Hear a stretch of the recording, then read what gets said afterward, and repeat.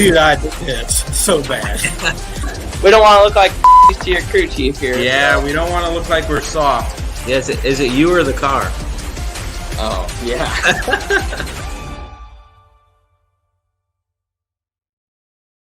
What's going on, everybody? David Gravel here. This is the Gravel Show.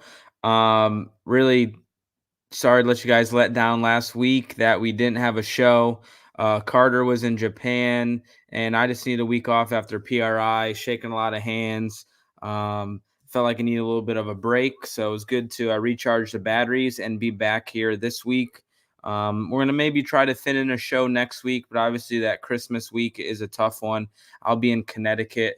So we'll see if I could make one happen in Connecticut while I'm there. If not, we'll take one weekend off again. But I'm really excited for the show today, having Joey Saldana and Paul McMahan, guys that I race with a lot in my career. Paul McMahan in the All-Star days and the Outlaw days, and Joey on the Outlaw Tour quite a bit. I feel like two really well-liked guys, two really good dudes. Always been nice to me, always answered my questions, helped me out with personal things, financial things. They're always there. I sold t-shirts out of Joey's trailer a little bit when I was first getting started. So two guys I respect, and definitely two drivers that were mainstays in the World of Outlaws series for a long time. So I got to first thank my sponsors, Marlowe's Metal Fabricating in Dover, Pennsylvania. You need any metal work, give Donnie Marlowe a call. Tell him David Gravel sent you. We got Lake Home Retreats in Wisconsin. You want a getaway, Airbnb near Wilmot, Wisconsin. We got a 2-day show there this year. If you want to stay on the lake and be about 20 minutes from the track, do that. And the PRI show. Obviously, I was at the PRI show the previous week. It was an awesome time. If you love drag cars, if you love race cars, if you love any cars with a motor, I mean, it's crazy the amount of e-racing there is now with all the simulator stuff and the professional guys that do it now. There was a whole section there this year for that. That's just come a long way with all the motion simulators and stuff like that. So had a blast at PRI. I'll definitely be there next year as well. And looking forward to it. So we're going to keep it rolling, guys, and introduce Paul McMahan and Joey Saldana. On the clock next, from Nashville, Tennessee, in the CJB Motorsports Fair Street Service All-Star Performance Nice Green Atlantis, number 51, it's Paul's to the wall, Paul McMahan. Paul McMahan in car number 51. Paul McMahan, third quick, 15.81015, 810, 142.315 miles per hour.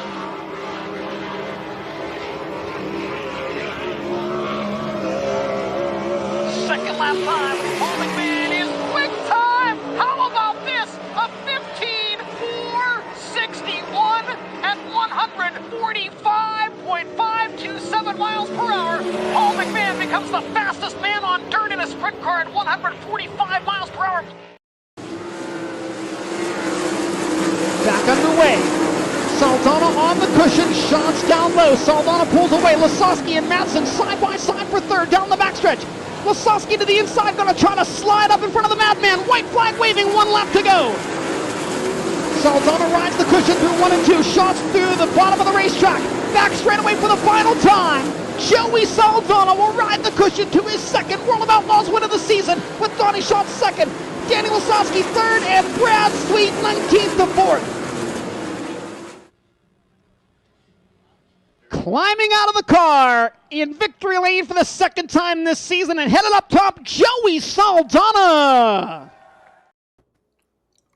What's going on, guys? How are you? Doing good, David. Doing good. Man, Paul, I think that lap could have been faster. It looked like it pushed off of turn 4. If Barry had that thing finish in the corner a little better, I think it could have been even faster. Yeah, we got a little tight there on the exit of 4, but, one thing we always did well, and driving the CJB car, it was qualifying was one of the things that we always did well.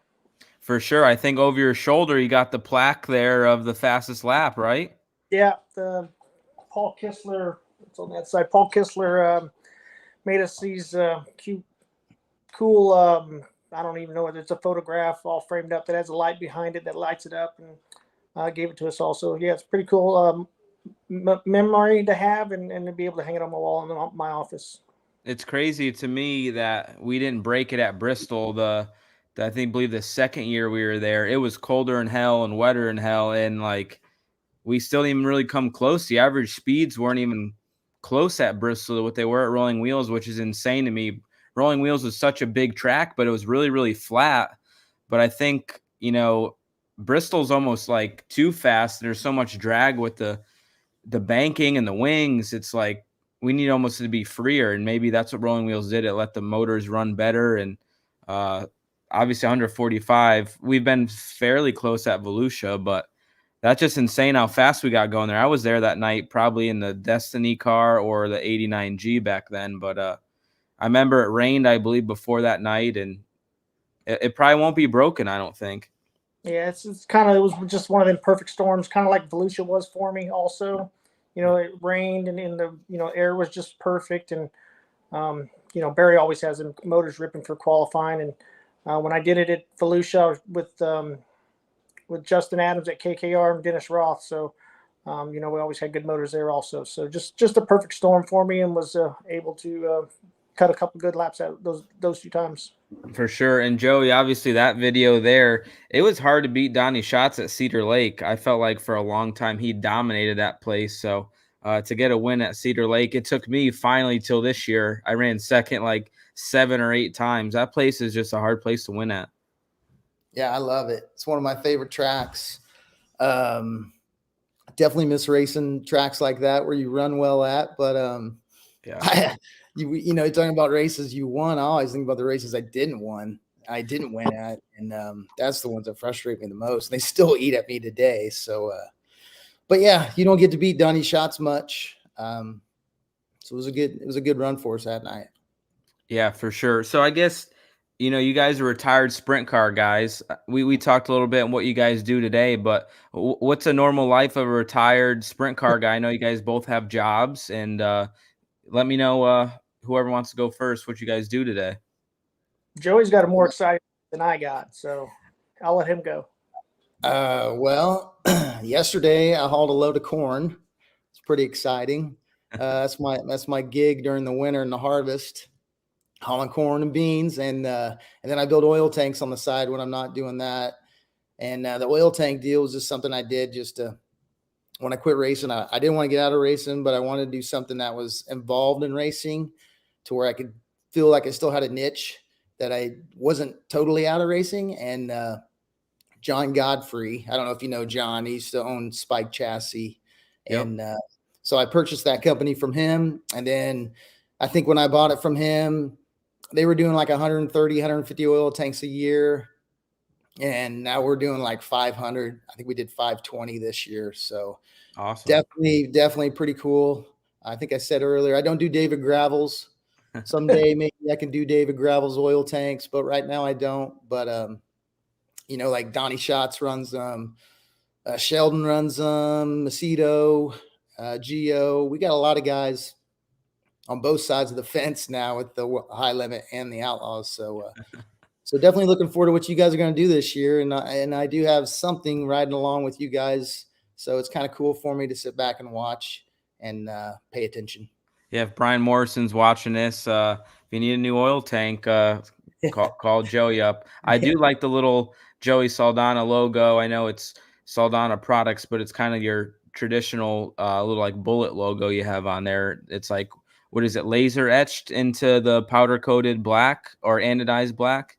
Well, what happened was I built some tanks for Schatz, and obviously, they don't like stickers or this or that. So I was like, man, and they took it off. So it's like, well, then, I know what it is, but no one else does. So I'm like, well, shit, what am I going to do so people know that I'm on Donnie's motors? So I just went and had the caps etched, and I knew they couldn't take that off. So it worked out pretty good. And now everybody's doing it now. So, definitely is just a neat little thing to have on there, and it's going to ride around and can't get knocked off like a sticker.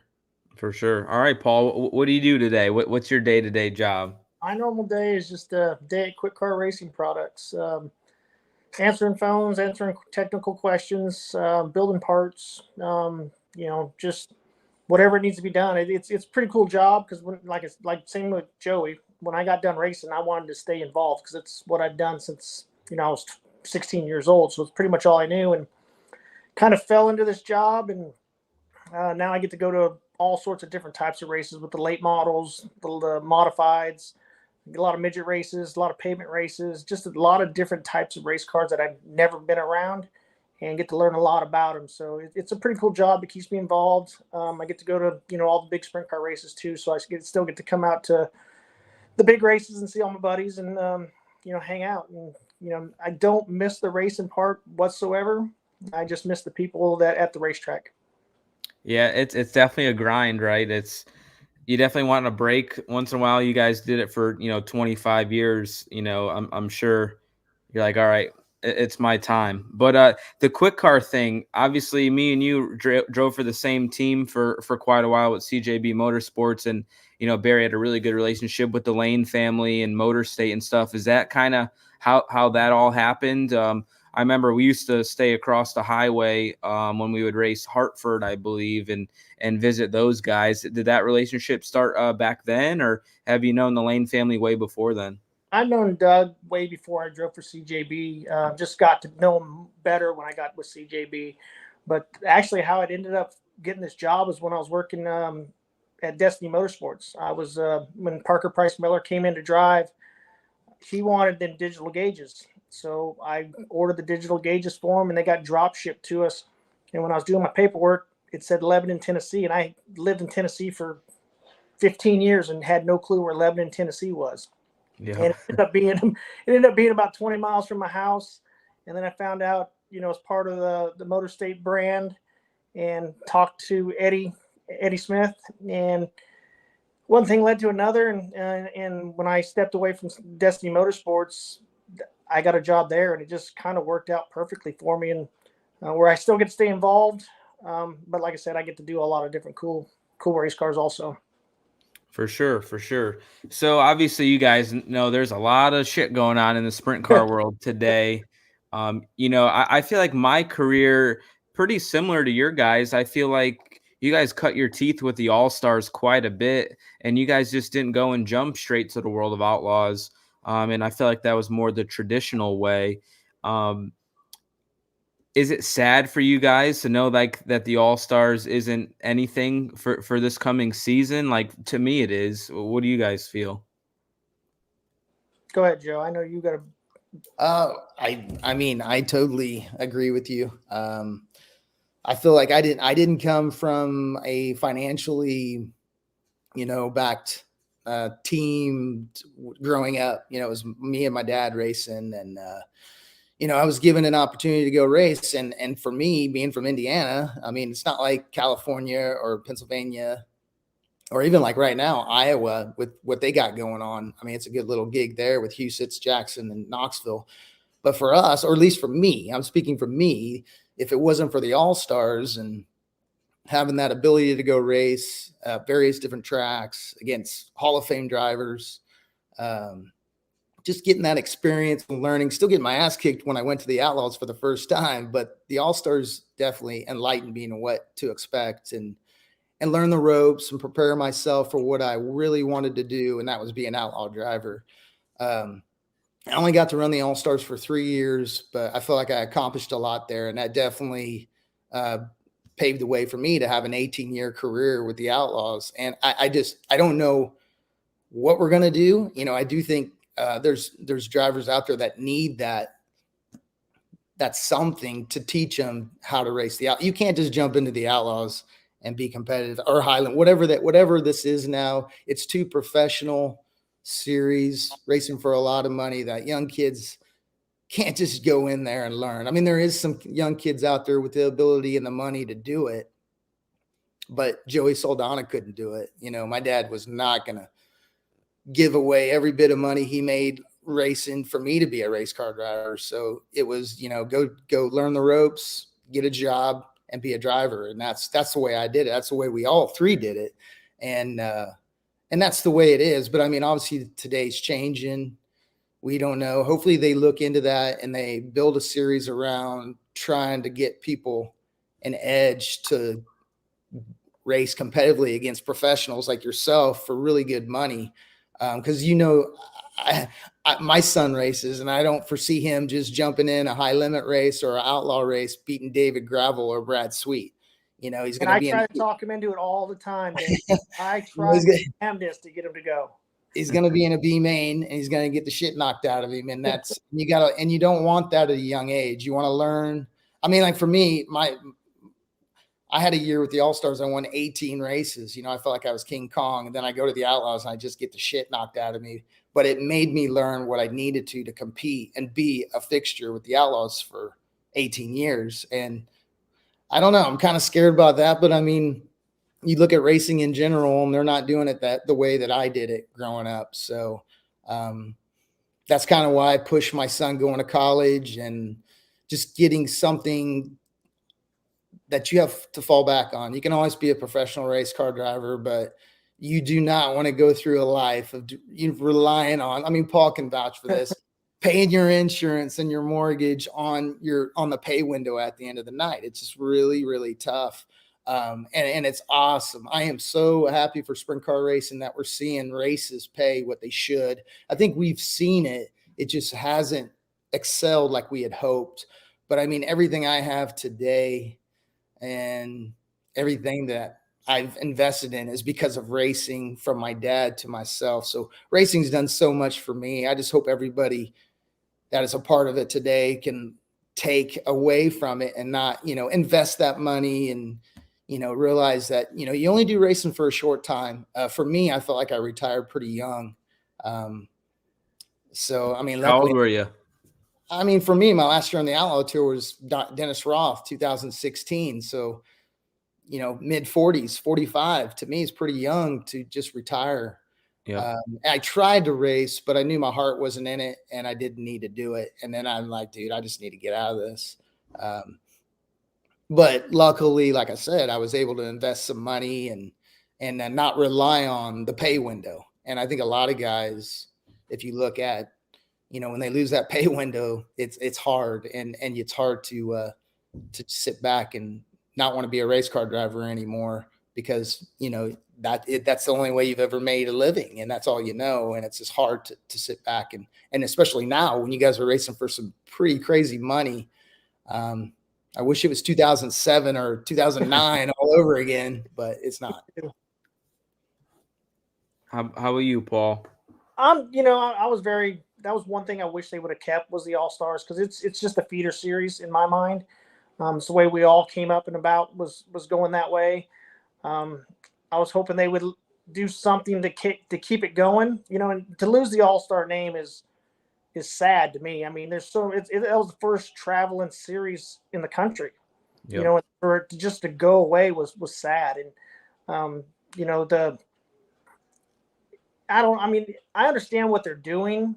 I'm not opposed to it. Like Joey said, I wish it was 2009 to 2013 again, but I just wish they would have kept kept their midweek deal going like they wanted to do and stayed around Ohio because the Ohio tracks, Ohio drivers, they base a lot of their races on when the All-Stars are there with the Ohio Speed Week, the Attica races, all the races they got in there. But the way I look at it now is it's time places like Attica, Wayne County, all these places that had All-Star races, they need to step up now. And the dates that they had, like the first weekend, I think it's April, Attica always had the first All-Star race. Well, it's time for Attica to step up and put that money up that they normally would because they're making more money now because they don't have a sanction fee. Put that money up for them drivers out there. That's what I hope happens in Ohio for the drivers there. But, it's easy to talk about, but let's see if they do it. Yeah.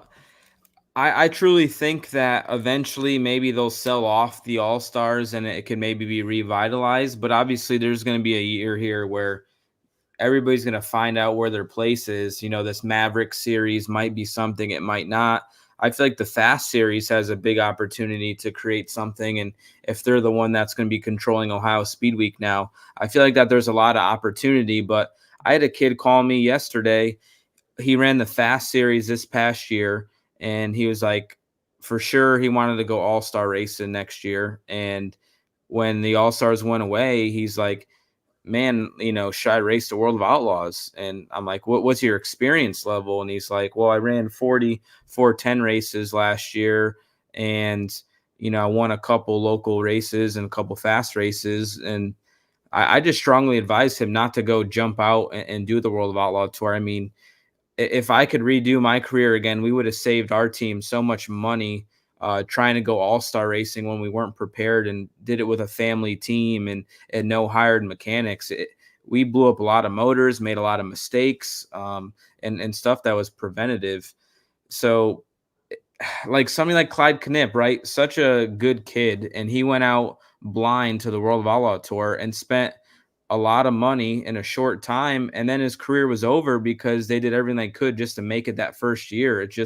I think that's the biggest mistake that people do. They want to skip all these steps. And I think you pay the price, and you see these kids come in and out of the sport really fast. And I think you have to get your butt kicked, but you can't just hop out on the World of Outlaw Tour and get your butt kicked for 90 nights. That's not good for anybody's psychological state. It's not good for the pocketbook. We freaking travel so much. It's just too expensive. These motors are so much money, and you need 5 or 6 nowadays because we can't get engines as fast as we used to be able to get them done. So there's definitely a void, and I think that the All-Stars will stay eventually, if I had an opinion, but I don't know. I think that it's going to be a very, very odd year, and that's all I could say right now. I mean, from my point, being a fan now, I think it's awesome. It's badass because now I get to see, you don't get to see the best of the best every night at the same racetrack, but you get to see a very talented group of drivers in different parts of the country a lot more. Basically, instead of having, Outlaws have 80, 90 races. I don't know what they have anymore, but so you add another 60 races in there, but you're going to have the guys like Brad and all them guys that, as a driver, if I was driving now and not locked into like if I wasn't on the Outlaws last year, because you'd be dumb to leave the Outlaws to go high limit racing. You lose too much for the owner. You just lose too much. But if I was just coming in, say like Rudine, perfect opportunity for them to go and race for 60 races. If they want to take a time off, they can take time off, but they can go to every big paying race that is out there. I mean, who wouldn't want that? Yep. I agree. I think that High Limit has a huge advantage this year, because they could kind of make their schedule around all the big outlaw races. So if you're looking at strictly a schedule and racing money per night, I think right now the High Limit has a little bit of an advantage, but on the backside of that, their point fund's not nearly as much, and their tow money is, I believe, half or less than half potentially than the Outlaws. So for the team side, or guaranteed money, you're guaranteed way more money with the Outlaws. But you could choose, if you race the High Limit deal, you could choose the race, if you do the High Limit with 60, and you're probably gonna do at least 10 other races. So you're at 70, but you could race 95, 100 times running the High Limit deal if you wanted to. And I think maybe some people like that they have that option. But for me, again, I've kind of traced your guys' steps. Like, I want to be a World of Outlaw champion, and that's what's really important to me right now. Right now, a High Limit champion to me doesn't hold as much weight or much weight at all today, but maybe down the road it will. Just like a Gum Out or the, what was the other one called? The other series, that USA, right? Oh, USA, yeah. Yeah, like the champions of those series, like today, right? I don't think that really means much, right? In the world of sprint car racing. So, that's where I'm at right now. Like, I haven't checked that off the list, and that's what I want to do, and I'm motivated to do it. So that's kind of why I'm choosing what I'm doing. I can tell you, as a driver that never won a championship, I would do the exact same thing that David Gravel's doing. Oh, exactly. So would I. I mean, nothing against what High Limit's doing, but for me, I would be the same way. I mean, I can totally see why Brad is leaving. I mean, to me, he's achieved his goals. Yep. So what else does he have to prove? To me, I say the same thing about Donnie Schatz all the time. He's got nothing to prove, with the day he decides he wants to quit, he can do whatever the hell he wants. But for David Gravel, you're like me. I want to be a world of outlaw champion. So once I achieve that, then I might move on and do whatever, or I might just quit. Who knows? But I totally, I'm on the same page you are.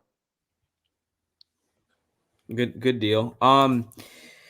So with all this money being, up for grabs nowadays, like I felt like when I was racing with you guys, I feel like we kind of maybe still complained or wanted to push for an outlaw race to pay more than 10,000 because it still paid 10,000 in the 90s and it kept the same pay for a long time.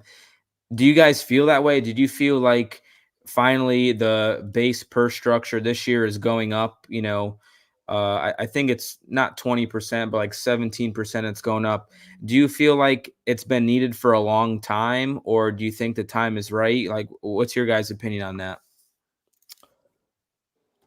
I personally feel like the Outlaws, I got to race with the Outlaws in 2000, back when Ted still had it, and races paid a lot more than what you get credit for back then. And the dollar was actually worth a lot more 23 years ago. So, not only did Ted get a bad rap, but Ted did a lot for sprint car racing. Back then in early 2000s, we not only had the Outlaws, but we had Rat Bag. We had all the stuff that you guys were trying to do now, that we had all of that. We had national TV. Yep. We had, Fortune 500 sponsorship from company. You know what I mean? Like, it was all there. We got free trucks from Freightliner. It was all there. I mean, and then when we had the big swap and the World Racing Group took over, I think $250,000 got cut out of the point fund. They don't talk about any about that back then, but now we're talking about how great it is now. We had it pretty good in the early 2000s. And yeah, it could always be better. Racing can always be better. Owners spend so much money, they deserve more. But I can tell you, as a driver, I was doing fine. I raised 2 kids and a wife that didn't have a job, and we're on the road and paid my bills, and I invested my money and was able to quit. So, you know what I mean? Like, the money was there. I don't know why we're saying the money wasn't. I just think now the money's where it back should be. And with the way the dollar is and what's going on, now you're getting paid what you should have been getting paid 20 years ago, because we were doing that. But it is cool. And I'm glad it's happening, because it's needed to happen for a while. It needed to happen. Yeah, it needed to happen because, back, like Joe was saying, back in 2000, we raced for 10,000, but we also had a lot of 3-day shows that paid 20. We had a lot more multi-day shows, less travel, because we had more 2 days and 3-day shows at the same place that paid $25,000, $15,000. Don Martin Memorial paid $35,000. I think it went back to 10. I mean, when the split happened in 06, I think it was, with the NST, the Outlaws put some more money up, but then once they got everybody back the next year, that's when they cut the point fund like $250,000, because it was at a little over $1 million, then it went to $850. I mean, it used to be $200,000 to win the points, and then it was $150. It used to be said, 10th used to be $40,000 for 10th in points. Well, I think it's 20 now. Everything just got cut, and they needed a kick in the dick to get them going. I mean, really, that's once the high limit deal came along, competition's good, and when it came along, they had to step up their game. The Outlaws ain't going nowhere. I mean, they're not going nowhere. They're gonna ride this out as long as they can, and we'll see who at the end of the day has got the biggest dick. Yeah, I mean, it's going to be interesting. Obviously, Flo's got a lot of power behind him. Kyle Larson is the modern day Tony Stewart, right? Like, I know you guys Paul drove for Tony, but there was a time there in the early or mid to late 2000s where Tony's name was huge, right? He got paid to show up to all-star races, and like, he brought a lot of fans to the stands. And I feel like that's what Kyle Larson has now. He has a lot of power, and they're going to use their platform. But I think World Racing Group does a really good job with Dirt Vision. I think Dirt Vision has a little bit of an advantage on the production side right now in comparison to like the all-star races and the high limit stuff that I watched, but I'm guessing that Flow will step it up this year. But yeah, the bump in point fund with the bonus money this past year was definitely nice. And I'm sure you know, Joe, if you're building oil tanks, but a new sprint car engine, $75,000 now. I Like know. when I first got into sprint car racing, I bought a brand new Mopar off of Paul Kistler for 36,000, and at the time the baddest Chevy was 48 grand when I first got in it, and that's not even, that's like 12 years ago. So it's mind-blowing to me that a sprint car engine now is 75,000. Like that's insane to me. Totally. I need to raise the price of my oil tank. I need to double my price. Yeah. Yeah, because that's insane. You're exactly right. And it's the same parts that we've used 20 years ago, same manufacturers. It's just the demand and can't get people to work. So someone's got to Yeah. pay for it. So the And car owners pay. they also have the midget motors being $60,000, and they're like, well, hell, if they can get 60 for 4 cylinders, I ought to get 75 for 8. I mean, Yeah.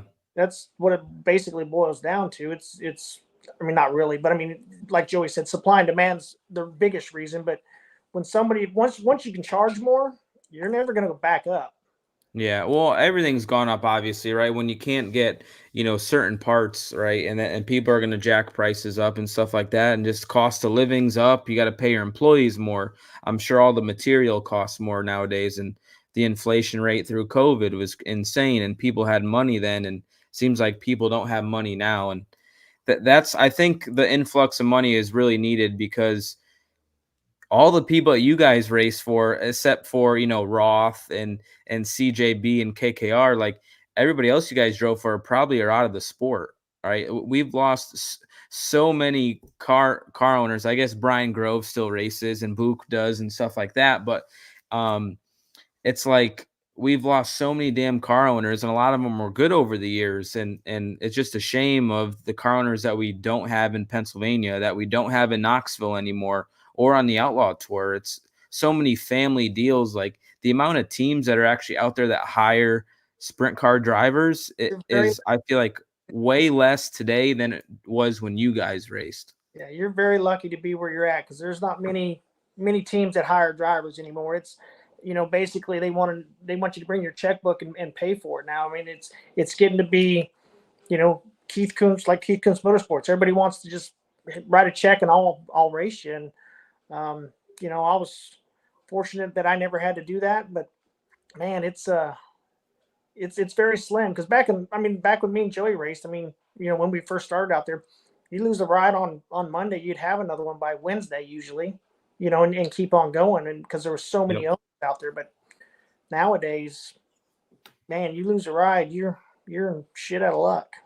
Yeah, no doubt. And I guess I want to talk about that a little bit. I felt like, Joey, you're pretty, lucky with your career that you did stay on the Outlaw Tour for, you said 18 years, and it was probably 18 years straight. Where Paul, I feel like, you probably got your huge break, like driving for TSR, and it seemed like the second car never ran as good as the other car did, right? And then you had to go back to the All-Stars. I remember when I was there, you drove for, Brian Grove, and you weren't as fortunate to, I guess, stay on the Outlaw Tour. And then I think your next big break was obviously CJB, and had a lot of great years with them. So the highs and lows of racing, like I feel like if you do 18 years on the Outlaw Tour, you could definitely put yourself in a position to set up for after racing, because we don't have 401ks. We don't have retirement.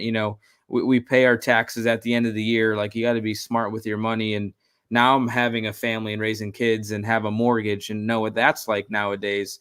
But when I was younger and driving for CJB or Roth, like I didn't have any of those bills. And now you have to be a lot smarter. But I guess just tell people, both of you guys could talk about a little bit, and Joe, you already did. But Paul, I guess, the highs of racing on the World of Outlaw Tour, and you could probably save some money. But then when you maybe lost that ride and went to a lower series, that you probably burn up your savings and trying to get back to that level. Like, I guess just tell the public what that's like, and what the real world shit is about that. I mean, it was something I, planned when I first went out on the road in '97. I got hired by Dennis Roth after Joey left Dennis to go Mopar racing. And, I got on the Outlaws halfway through the season, and then I ran half of the Outlaw season I ran the whole Outlaw season in '97, but I drove for Dennis Roth and Gary Stanton with the Mopar car. And then I got let go again, so you make money and then you get sent home and you race around. I raced at home for a little bit, got back out on the Outlaw deal because that's all I want to do is get back out on the road. I didn't care if it was Outlaw racing or whatever, but I needed to be in the Midwest. And got back with Gary Stanton. And then, we were at Manzanita and, Joey piped in and gave me a Mike Cool's number to go drive for United Express Line, the U2 car with Warren Johnson. Got there, got to run the All-Stars for a year, got to run the Gum Out Series for a year. We went outlaw racing for a year, and then Warren got sick, so then here we are again. I got two young kids living in Bristol, Indiana in my motorhome, and my wife wanted to move to Nashville. So we upped and we moved to Nashville. I said, if you want to go to Nashville, you got to get a job. So she went and got a job, moved to Nashville. And then it was just, I had some great years. And then, I got hired by Tony Stewart, then I got let go by Tony Stewart after 2 years. And I had to go drive. I went and drove for Rick Ferkel. You go from TSR to Rick Ferkel. It's a big change, and you're racing, you're getting paid more money at TSR. You go drive for Ferkel, you don't get paid as much on your percentages, but I had to do something to keep going. And then, it was just riding that roller coaster, riding around, got back on the Outlaw deal with Ferkel. I ran half a year and then got back on the Outlaw deal with the Casey General Store car, then that ended at the end of the next year because they went with Lasowski. And it was just, I went 360 racing for a year. It was, when you're making money, you better save it and have a nest egg because it's not going to be there forever.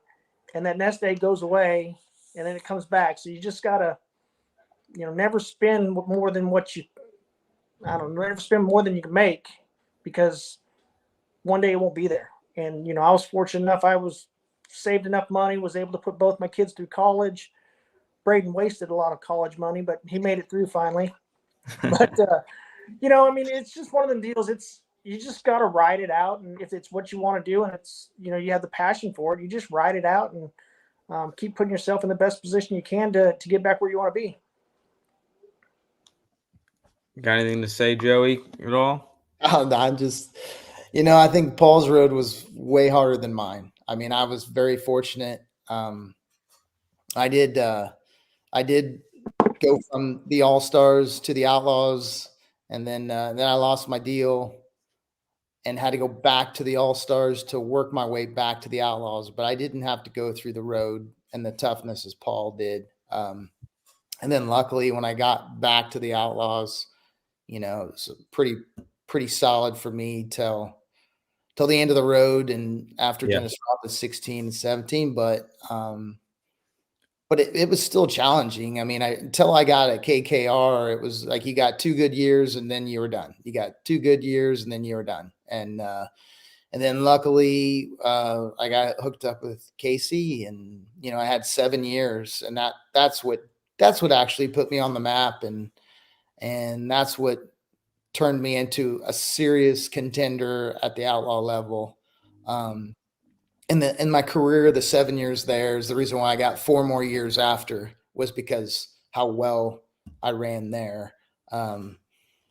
But, for myself, I mean, you're going through it now and you're not there yet with your kids, but everything, when I look back at my career, everything was rolling so good till Reese had to go to school. And then when Reese went to school, I could not sacrifice his life as a kid at the racetrack. I just didn't want to do that. My dad didn't do it. It wasn't the way I was raised. I wanted Shannon to go home and have my kid grow up and have a life. And I think that whole thing, I mean, Paul can tell you, I mean, you're so used to your family with you 24/7 and the highs and the lows. You have somebody that you can bounce that off of. And then when I didn't have that anymore, it just totally burnt me out. And I think that's why when, the years got harder and harder with nobody there to talk to. You're just driving the souvenir trailer down the road and you're hearing all the cool shit going on with your kid and football and baseball and this and that. And you're like, man, this really sucks. Yeah. I don't know if it's worth it. And then at the end of the day, I realized, honestly, I've been away for quite a while, and it was the best thing I ever did was leaving racing. Racing did a lot for me, but it also, I don't need it. I do miss strapping in and racing a sprint car. I mean, it's the baddest car in the world to drive, and I enjoy that. But I know you can't just strap in and race a car and win races unless you commit 110% to it. And I never felt like I was Donnie Schatz or even David Gravel or any of these natural talents. I felt like I really, really had to work hard on myself. And it was just always a struggle. And I think I just never felt like I was good enough. And that wears on you too. Because there's, like I said earlier, I think we were talking, I mean, it kills me races I lost more so than the races I won. And I know the mistakes weren't my team. It wasn't anything going on but the guy behind the wheel. And you just got to be perfect. And there's a lot of times that I cost myself the victory, and it just wears you out. Yeah. I mean, like, I'm just going back to like the traveling.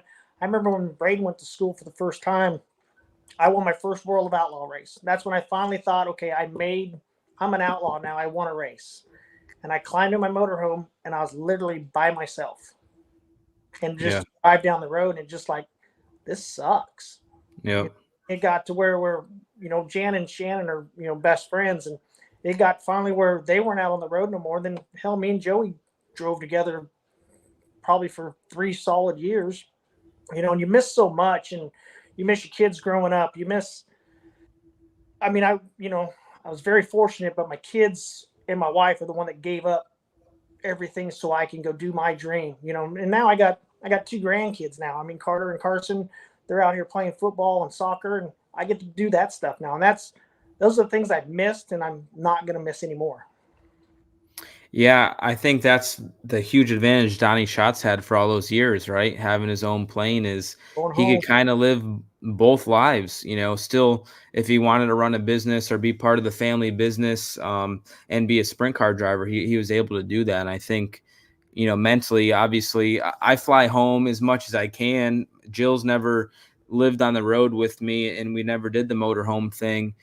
So I try to get home as much as I can, but there's obviously a lot of times where I can't. And this year we have 4th of July weekend off, which I'm super pumped about that. I remember racing every 4th of July weekend at Cedar Lake, which is an awesome place. But it seems like every single holiday during the year you miss every family member's wedding or birthday parties. And it definitely is taxing and wears on you. And I think you just got to be crazy mentally strong. And I think you can, but not for your whole life. Like, I feel like at some point you probably break through those walls and you're like, all right, I need a break or I'm done. I've always put a cap on me. I would like to be done driving at 40 years old.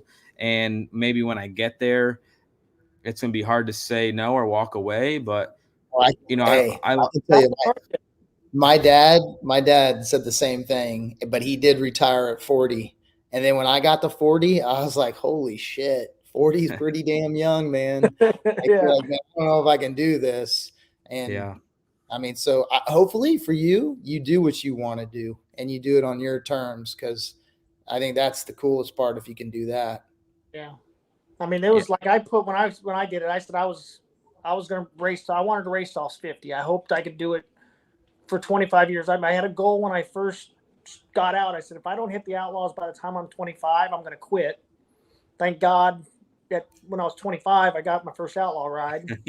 and then I got to race till I was 50. I just turned 53. So 51, I guess. Yeah, 51, 52, right around there. But I mean, I got to go out kind of on my own terms, but to get to go race at Placerville. But, I just couldn't. I tried to race in 22 and just couldn't do it no more with my head, and still just didn't feel right, and just thought it was the best thing to do to hang it up. Yeah, it's pretty crazy. You're saying about your head is like Kurt Busch, that poor guy, raced for a long time, got into his accident and, still isn't medically cleared today to race. And, obviously that wore on him. And I'm hoping, hopefully I don't have to go through anything like that, because that's obviously tough to do. But we're way more aware of head injuries. I remember you guys probably crashed a lot of times where you guys shouldn't have been in the car and maybe never even thought what a concussion was back then. But that's where our sport has a long way to go still. I feel like, Carson hurt himself with that wreck at Knoxville this year, and hurt his back at another point throughout the season. And I feel like we have to look out for our best interests, but with how the rules are, you cannot miss a race with the World of Outlaws. You give up what you work for all year, and really a lot of our living is that point fund money at the end of the year. So I hope for the future, the Outlaws kind of change that a little bit, where we're not forced. Remember when Brad sawed his car in half and broke his foot, and he got in the car the next night at Beaver Dam and won the race with a broken foot? But man, I just don't know if we have to be forced. I guess we're not forced to do it, but financially we're forced to do it. Joey broke his hand at Bull's Gap, I think it was, and luckily, and he had to have surgery. He had a plate put in his hand, and he had to race the next week at Peevely, of all places. Went out and waxed our asses with a broken hand, and I remember walking in the trailer, telling him good job, and just seeing the pain that he was going through. It was like, I felt for him, but I was like, you are one tough son of a bitch. Not really. But I mean, the cars nowadays, cars are better. The seats are better. I mean, me and Joey, we started racing. We basically raced in a beer can seat with no upholstery for forever. I mean, we'd race and literally have to push the rib supports in. We'd grab the back of the seat and just pull it forward. We didn't have the inserts, the full containment seats. So, I mean, they're doing more to make you guys safe, but it's just not a safe sport. Yeah. I mean, not that it's not safe. It's a dangerous sport. Oh, no doubt. So we had a couple questions that came in or earlier, and we have to answer them. Bruce Smith says, David, I'm pretty sure you ran against Kramer Williamson. What's your thoughts, Paul and Joey? I maybe raced against Kramer one time. My first sprint car series I raced was with URC, the 360 series in the Northeast. And I know that was kind of Kramer's series. He raced that for a long time, had a lot of success.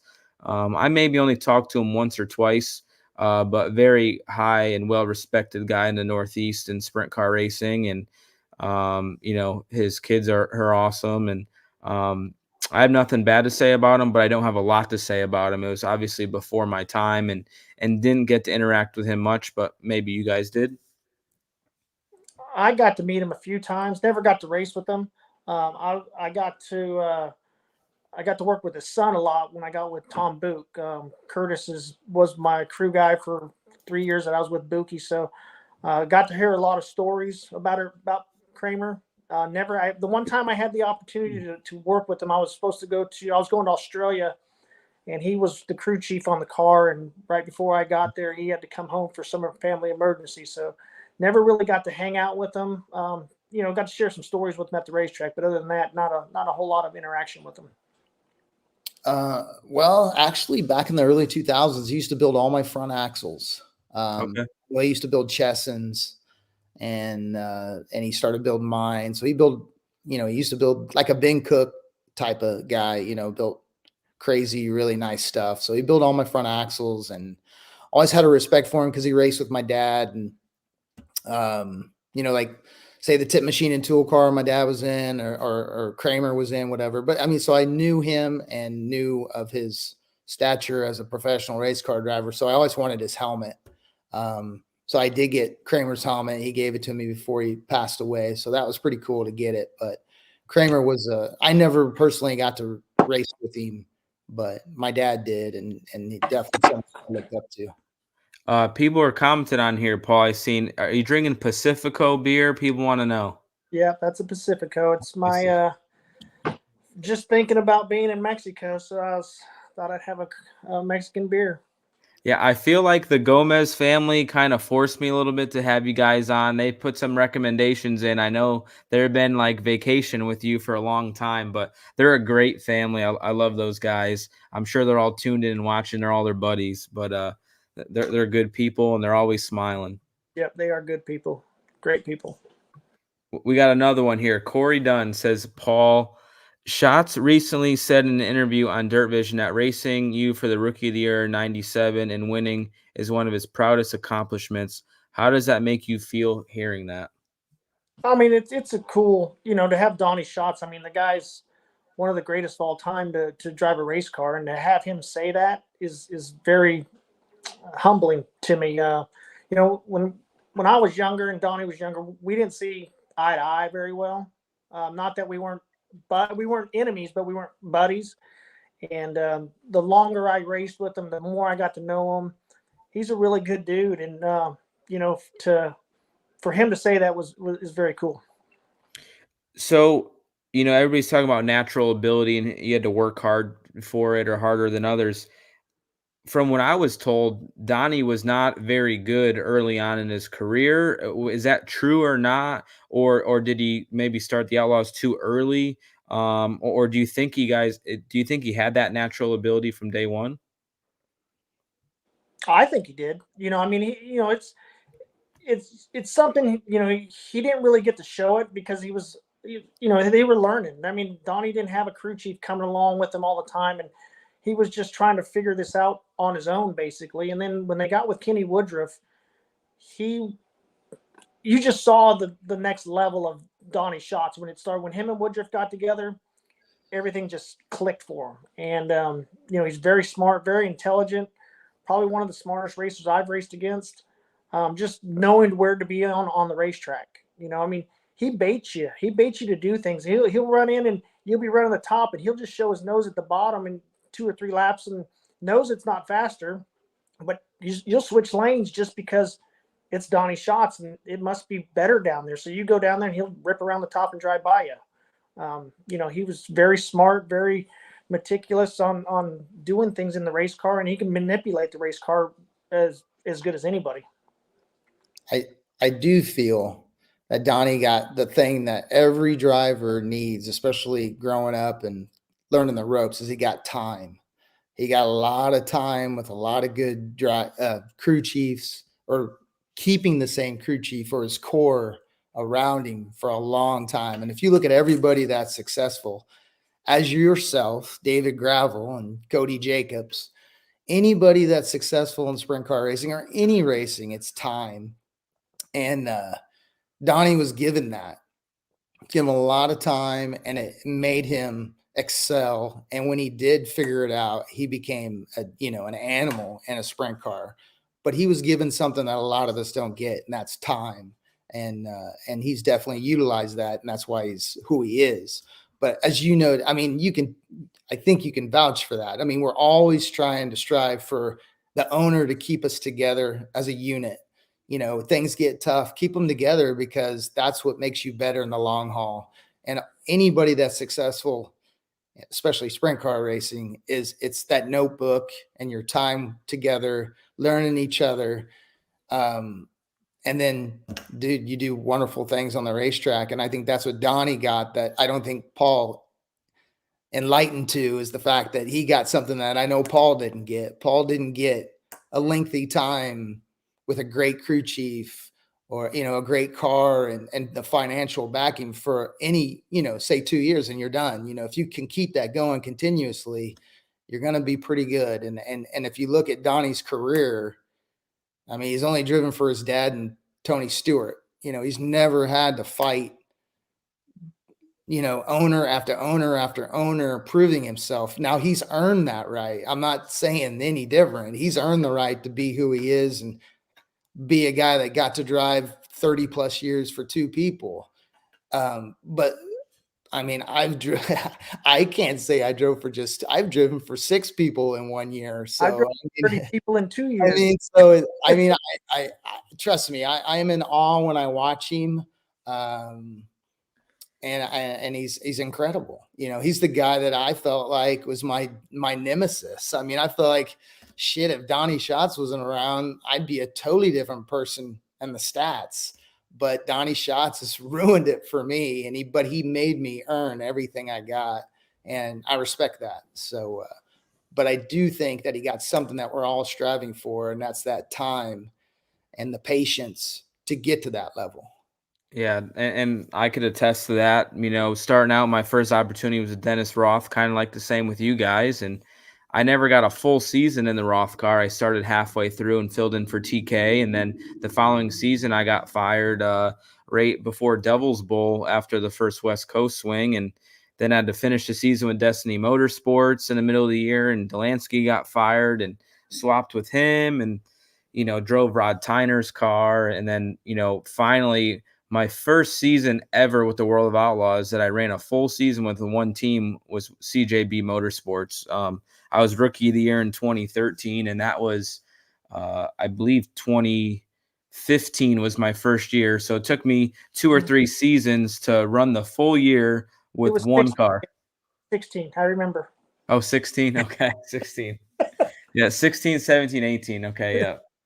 But so like as Joey, you were probably not maybe jealous, but of Donnie, like I was jealous of, Brad Sweet, a guy that's similar in age. I mean, he's like 5 or 6 years older, but he's ran for Casey Kane for, I think, probably 15, 16, 17 years now between the midget stuff and the USAC stuff, then now in the wing sprint car deal. And me and Brad's stats are pretty similar in the win aspect, but he has 5 World of All-Out championships and I have none. And I think that's a huge part of that, right? Like you swapping rides, you could have short-term success and maybe win some races, but it's that long-term success and it's the little things that wins championships and not DNFing and not getting injured and stuff like that. So I definitely feel for that. And I think hopefully now I'm in a position with Todd and I believe Todd believes in me and Cody 1,000%. And that I could be here for a long time. A 10-year deal would be awesome. And as far as the crew chief and time thing, truly Cody Jacobs was a rookie crew chief for the World of Outlaw Tour. I know we'll talk about Cody's first Outlaw win was with Paul McMahan from what he told me. And Cody was never really a World of Outlaw mechanic. He worked for the Casey's General Store car for half a year when Barry was there, and I believe he quit or got fired and, did the all-star thing with Lee Jacobs and did a pick and choose schedule with Tim Schaefer and had success. But, Cody has grown so much in the last 3 years. It's been really cool to see. And I was almost a veteran, even though Cody is older than me. Like I did the Outlaw Tour, this was my 10th full season this past year. And I've been to all these tracks a bunch of times. And, it's just knowing the gear ratio, right? If you unload with 30 points of gear in the wrong direction, it's hard to fix that before qualifying and qualifying good that night. And I feel like we're in a position right now and Cody's just grown and matured. And I feel like we got something good right now. So I'm hoping I could be the Brad Sweet or the Donnie Schatz of the future. And I definitely see that in your future. Well, thank you, Paul. Well, I mean, I know we were talking about the all-stars and the drivers, but I also think the all-stars, it's a trickle-down effect. I mean, we need great crew chiefs and crew members. Yeah, that's a problem. And, Cody, I feel came from that. So, I mean, it's not just drivers; it's everybody, and you're gonna lose them guys, and Cody's one of them, just like us. I'm sure you guys hear about it, but the pool of crew guys today, it's just as small as car owners. So many people have moved on to NASCAR or starting a business or being a family man and working at home, working a regular job. It's a serious problem. Like I know right now, JJR only has Phil as a crew guy right now. And I bet you 80% of the team still are looking for another guy right now. It's just, it's a big problem.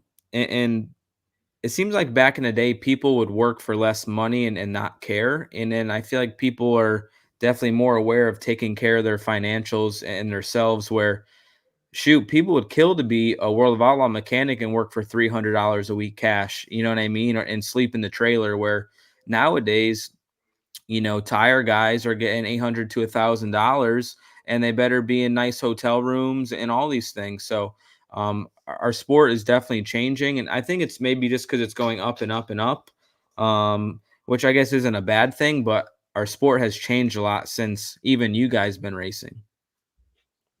Yeah, it definitely has. Because I mean, when I went out on the road in '89, left California to go learn because I didn't know nothing about a sprint car really. So I went in '89 and worked for Johnny Herrera for $150 a week to be the second guy, and we only did it with 2 guys. I mean, back forever, it was the crew chief, one helper, and the driver. And the driver had to work. And then nowadays we don't have to do that no more because we have 3 or 4 guys, and most of the time you're just in the way of the guys doing their normal maintenance. So you just kind of have to stay out of the way. I mean, the other big thing is it's just like you can't find anybody to work at a normal business anymore. And I think it's, now you got to have the passion. There's not the passion. People think they have the passion to go do it until they're living out of a suitcase for 2 months on the road. And then they go, well, this ain't what it looks like on, from the outside looking in. I mean, we actually got to do something. Yep. And I think that's the biggest thing. Yeah, it's a struggle, but man, those crew guys, they live a rough life, right? They get the worst of it. The drivers definitely get the best. The crew chiefs are the second best, but those second and third guys, you got to love it or you're not going to last very long. We got another question here from Luke. It says, first, David, did you enjoy the root beer milk from Jackson? I believe I did not like it at all. I think I'm a purist on the chocolate milk. The only one that I'll veer off to is the peanut butter chocolate milk that Rutter's has. That one's pretty good, but other than that, I don't like any weird stuff like that. And says 2, Joey and Paul, I have a NOS banner. I'm trying to get more drivers to sign.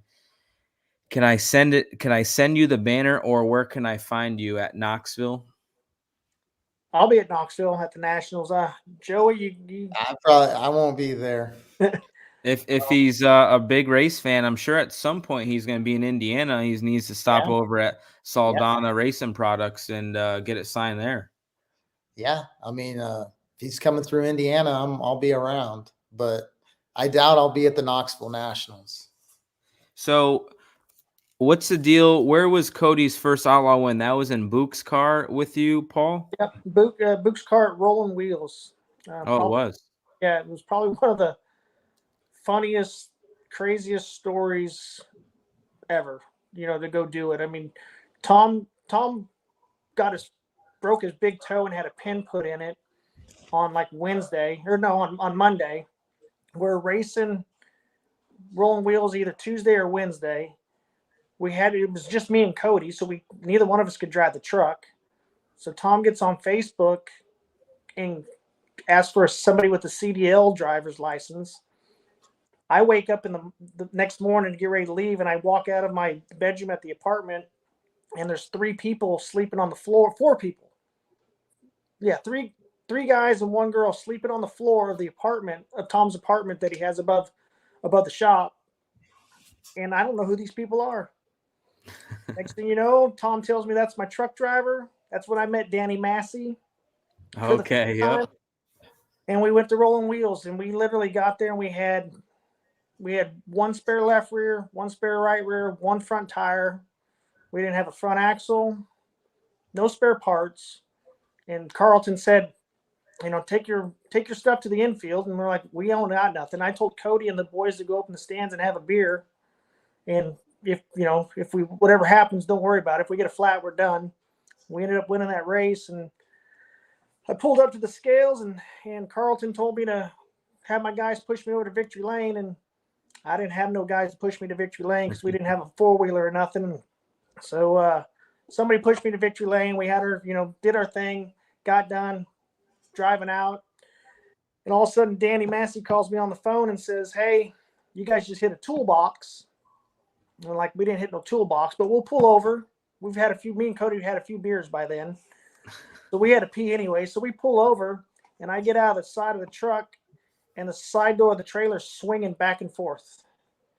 They forgot the toolbox was on wheels. It was just a toolbox. We didn't have like a pick cart. And it went forward and then knocked the door open. And then when we turned the corner, it shucked the toolbox out the side door. Probably one of the greatest stories ever. But I mean, me and Cody had a lot of fun with Cody that year with Tom. And, to get his first World of Outlaws victory was pretty cool. I remember, I don't remember that time, but when you drove for Brian Grove, and Cody told me maybe a little bit might have been the same year, but I think it was Ohio Speed Week, and it was just either you and him, or maybe you had Rooster, just you and Rooster. But there Yeah. was one season that you ran the Ohio Speed Week for Grove, and then you ran the PA Speed Week with Book. Was that same year I'm talking about, or was that a different year?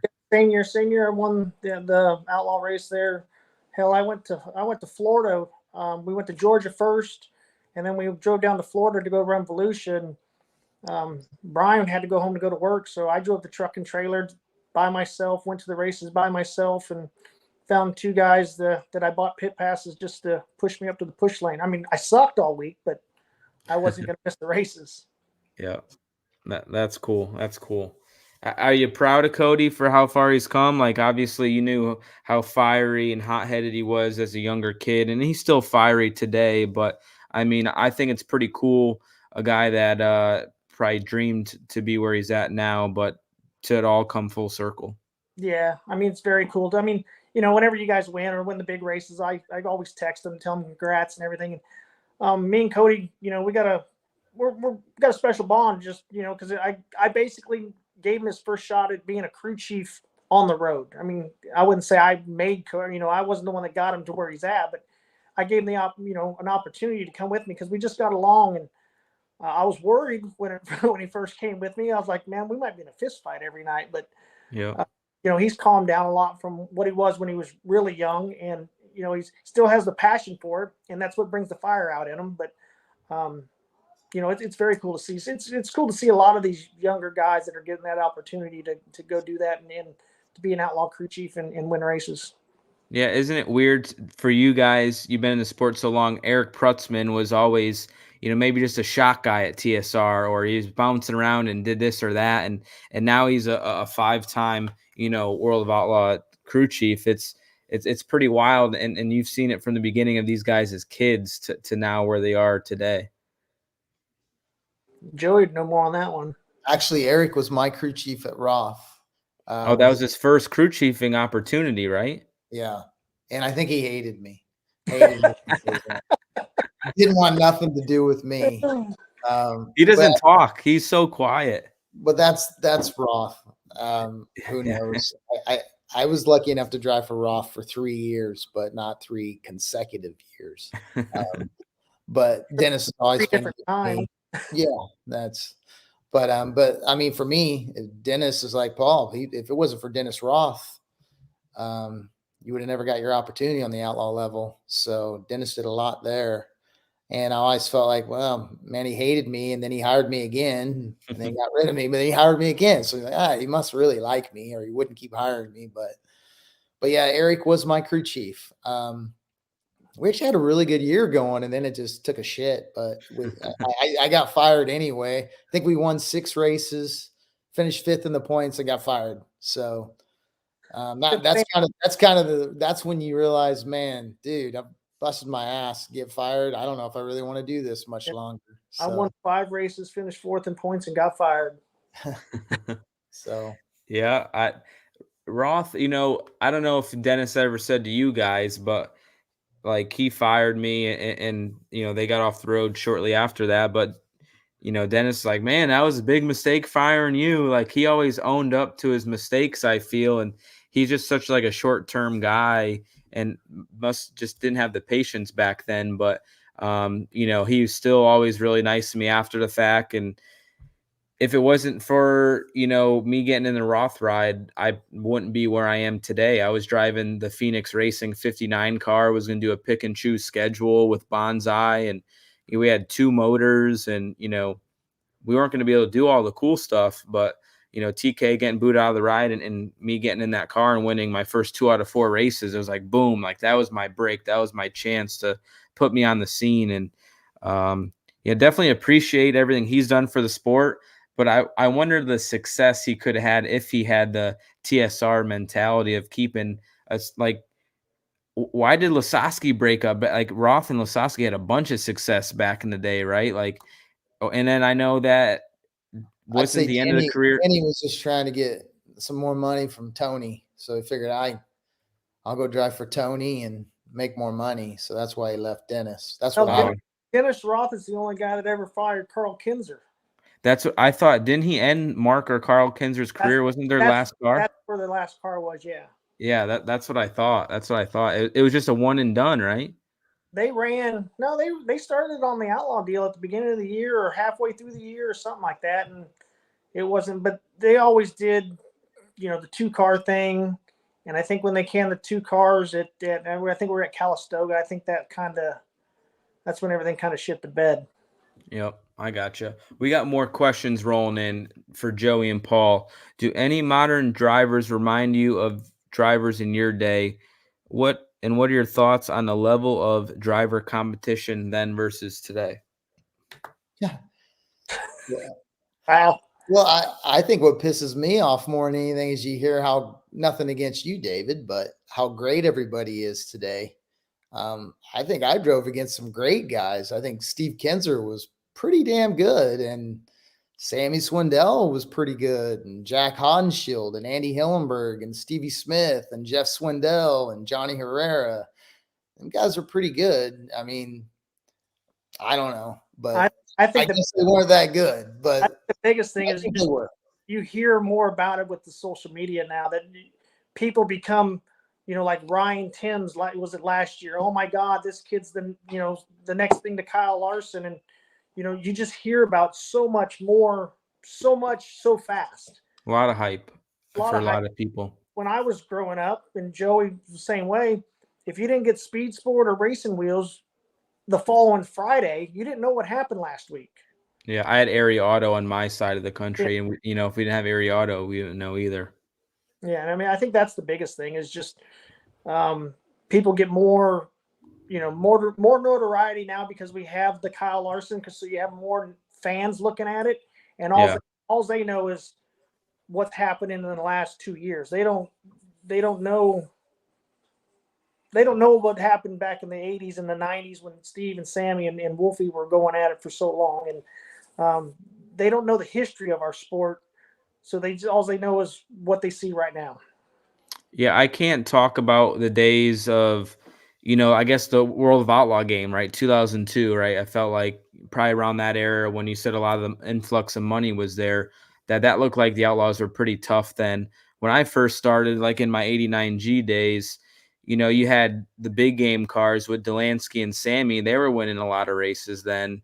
And then you had Myers and Donnie, which, those guys were on the top of their game. And then you had you, Joey, at KKR. I know you've won, if it was 20 races but you've won, 10 plus races, a lot of those seasons with KKR. So I know back then it was very tough. And Steve was, declining, but still like in 2006 or 10, he was still performing well. I thought, not as consistent, but it's so hard to choose. I don't know if today's harder or not. All I could tell you is that, like, this past season, right, there's 3 people above everybody else as far as consistency, but there was like 8 guys that were hard to beat night in, night out. Like, you could probably get into a 9th or 10th position, but if you were somewhere with good local competition, it was really hard to get a top 10 if you didn't start up front. But I just felt like we had a really good core of 8 really good people. And maybe you guys felt the same when you raced, that you had 8 good or more than 8. But it's so hard to compare from today to back then. Exactly. People are saying Dave Blaney, like, obviously a generational talent. I would say probably the height of it was probably, right, the Mark Kinzer, the Mopar days, right? Would you say was from basically, I would say 89 when Wolfie was in the 8D car, I think back then, maybe the Weikert's Livestock car, from 89 till 90, probably 2000. You had a lot of different winners, but I mean, the thing is the formats changed so much from back then to now. You guys are pissed, huh? You guys are damn pissed. I'm very pissed. I'm very I mean, I can tell you, I set 30 some quick times in a season, and I did never get a heads up heat race. I'm sorry, guys. And I can tell you, I feel like when I was doing all them quick times, it was like 16th quick was on the pole. Yeah. how in the hell Steve Kinzer and Donnie Schatz were on the front row of every single heat race I was in, and I had to start behind them. So, Yep. and I'm not taking. I mean, I know it. I know how hard it is to do it, even when you get a front row, because I think a lot of times you get complacent and you don't really do what you need to do, and a guy just snickers you and wins the race. You see it. I think I honestly, I'm the races I have seen. I think that happened to yourself and Brad a lot. Like I think you guys would win more races if you didn't get that luxury of the front row. You know what I mean? Because then you guys really do things maybe and a little different than what you would do. You know you're good, but I can hold them off. But you just lose a little bit at the end of the race, and a guy will come in there like a Schuhart or Vecito or Donnie, and they just tighten their car up a little bit more and they get you at the end. And I think I think Brad showed that a lot with winning championships. He didn't really win races, but damn, he was top 3 every single night. And you guys qualify so well every single night. It's almost like it might be too easy for you guys. I'm not saying it is. I'm just kind of like the rabbit out in front of the dogs. The dog races. You're setting you're leading the race. You're setting a pace that you think's a good pace, and you're just trying to save your stuff and be this way. Where the other guy is just pounding all sorts of different spots on the racetrack, and he might have found the faster spot before you did, and gets to you. Well, you're just you haven't been challenged yet, and then all of a sudden, I think there's a race, David. You won Granite City this year, did you not? I think you did. And you just snickered their asses on the bottom, and you figured it out. And the reason why you figured it out is because you didn't start on the front row. Well, that's the thing. You guys know, if you quick time start on the pole of heat one, the track's a little wetter. It's easy to get a good jump and win a heat race. And then maybe you get lucky and you draw the pole or second in the dash. You haven't experienced an ounce of dirty air all night long. And that's a big thing. And I would say a lot of sprint car drivers say they probably don't want to start on the pole. They'd rather start second, third, or fourth some nights. You don't want to start fifth or sixth because it's really hard to win from there. But yeah, it's tough. I lost some races the past couple years because you're running a lane that feels great and you feel like you're hauling ass, and then all of a sudden somebody comes in a different lane. And yeah, that's why I like sprint car racing, in the sense of I like to be that guy running third or fourth and find a lane that nobody else is running and then make that work and drive by them. That's the racecraft. It's so hard to judge being out front, and you see a lot of people don't win from deep, but I would say a lot of people that lead early and you get to lap traffic or the track is pretty slick, that they're probably going to get beat by somebody behind them. No, I agree. So the first part of that question, you guys, any modern drivers remind you of other people back in the day or yourselves? Is there somebody do you watch Sheldon and you're like, man, that's Jack Hanshield? Yeah. For sure. Yeah. I mean, you can definitely tell that's his son. Yep. He's a treat to watch. He is that. Sometimes I just wish he would slow down and calm down, or not just rely on the cushion so much. I think that in itself kind of reminds me of me. You can't win all these races on the top. You got to be able to move around. But when he is on, holy shit, it's fun to watch. It's fun to watch. Yeah, no doubt. He does exciting things in sprint car racing, that's for sure. We got a bunch of questions to catch up on, so we're going to stick to those for right this second. John Power says, hey, David, are you planning on putting out more videos next year? How about keeping the gravel show throughout the season? I'm sure these guys could attest to it, but when the season starts, there is not a lot of extra time. And if there is time, you don't want to do anything, or you maybe want to relax or eat food or drink with your buddies or maybe fly home. So it is hard for me to commit to do this show year round. And maybe one day I'll be able to do it. But as far as the videos, that's another thing. I was kind of doing them on a weekly basis, but you throw a newborn child in there and it gets hard to stay on top of these things. I feel like social media is very, very important nowadays, and I'm trying to do my best at it, but I'm trying to also balance sanity and then me still performing on the racetrack. I don't want to wake up in the morning and live for making a video, I need to make sure I perform on the racetrack first, because at the end of the day, that's what pays my bills. We got another question.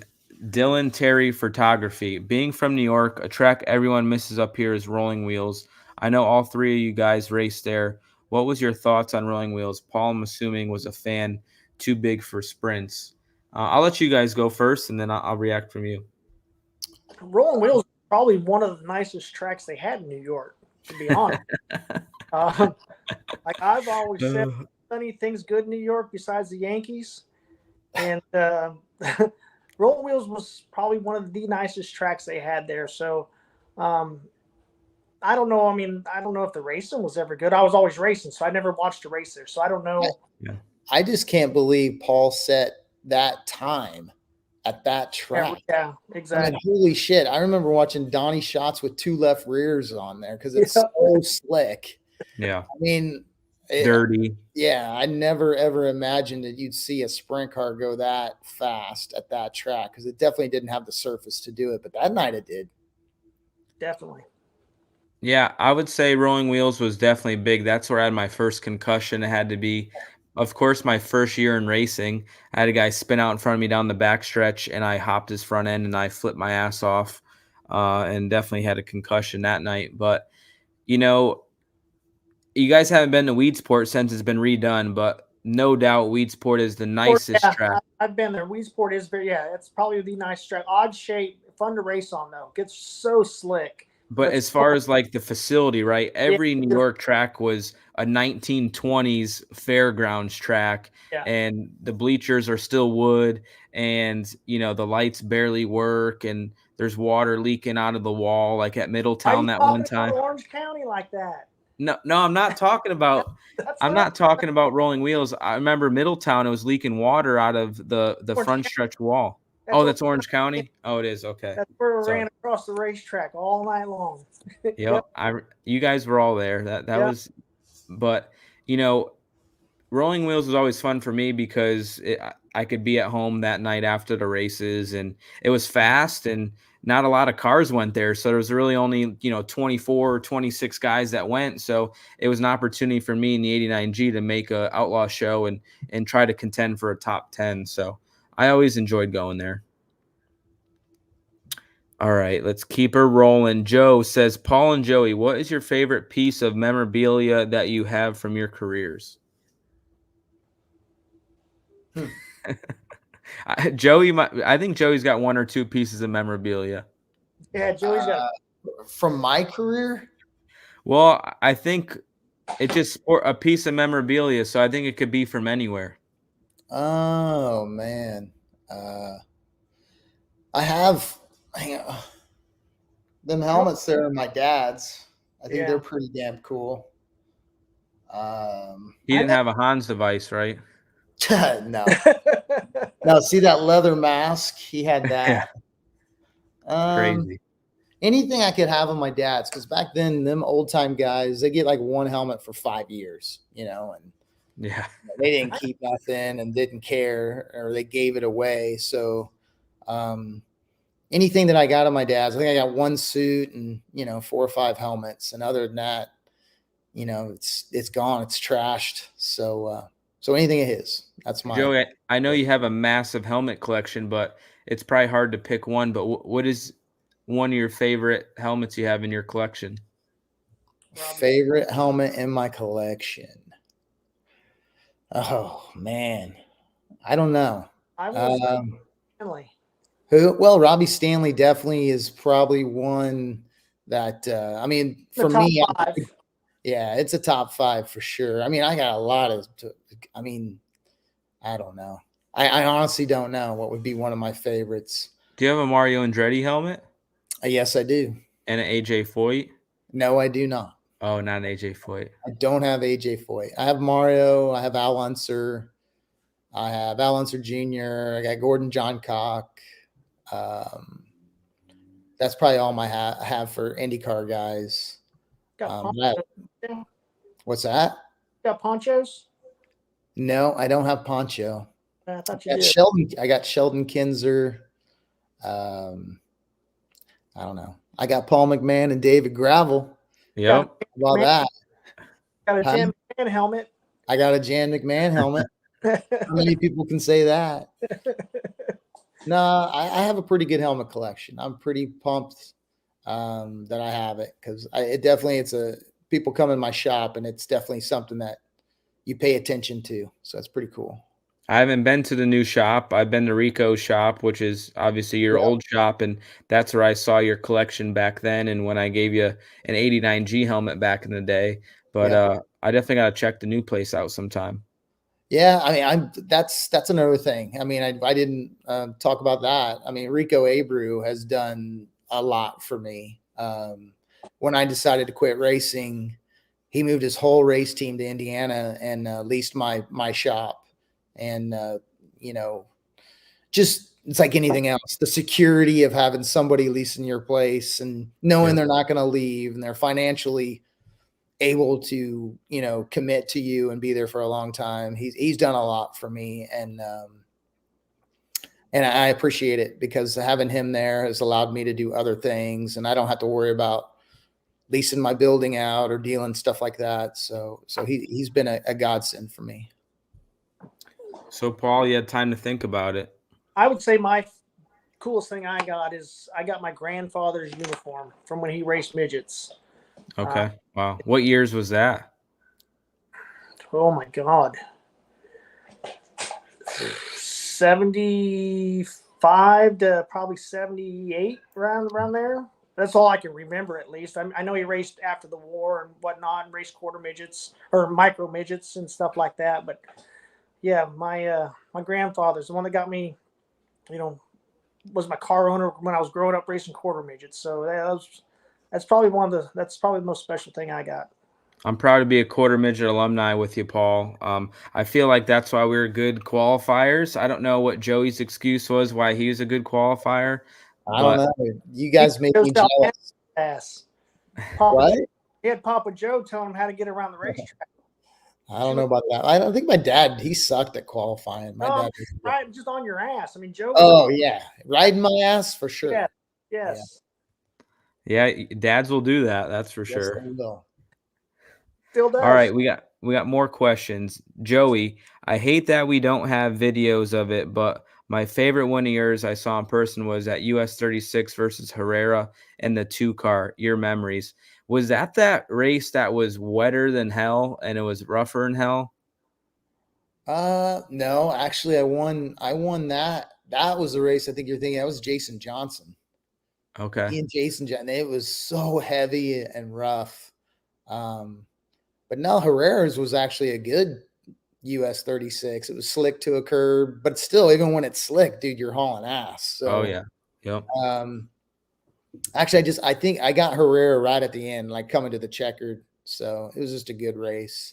And when I started my outlaw career, Johnny was one of the only guys that really, gave his hand out and was like, hey, if you need anything, I'm here to help you out or whatever, that's one thing I did learn early on in my career. Dude, these guys are cutthroat. And I know Sammy wasn't helping you out. No, I mean, these guys are like, dude, you're not taking money from me. So it was tough road. But Johnny definitely was there for me when I started and gave me just someone that I could bounce questions off of. And then when I got to racing for a win like that, it's pretty cool. And it was a pretty cool one. That Volcano Joe's car was definitely a cool looking car, I thought. Yeah, it was. All right, here's a good question for you guys. Dirt track all day. Who is your guys' top 5 current sprint car drivers? Well, Dave Gravel's one of them. Do they got to put them in order? No, I don't think so. Well, David Gravel, Brad Sweet, full time. So, like, is Larson included in this? So I left Rico out because I put Larson in. So I'm gonna say no Larson. Yeah, I'm gonna say no Larson too. So I'm gonna go Gravel, Sweet, Rico, Brent Marks. Who'd be my 5th? I mean, that's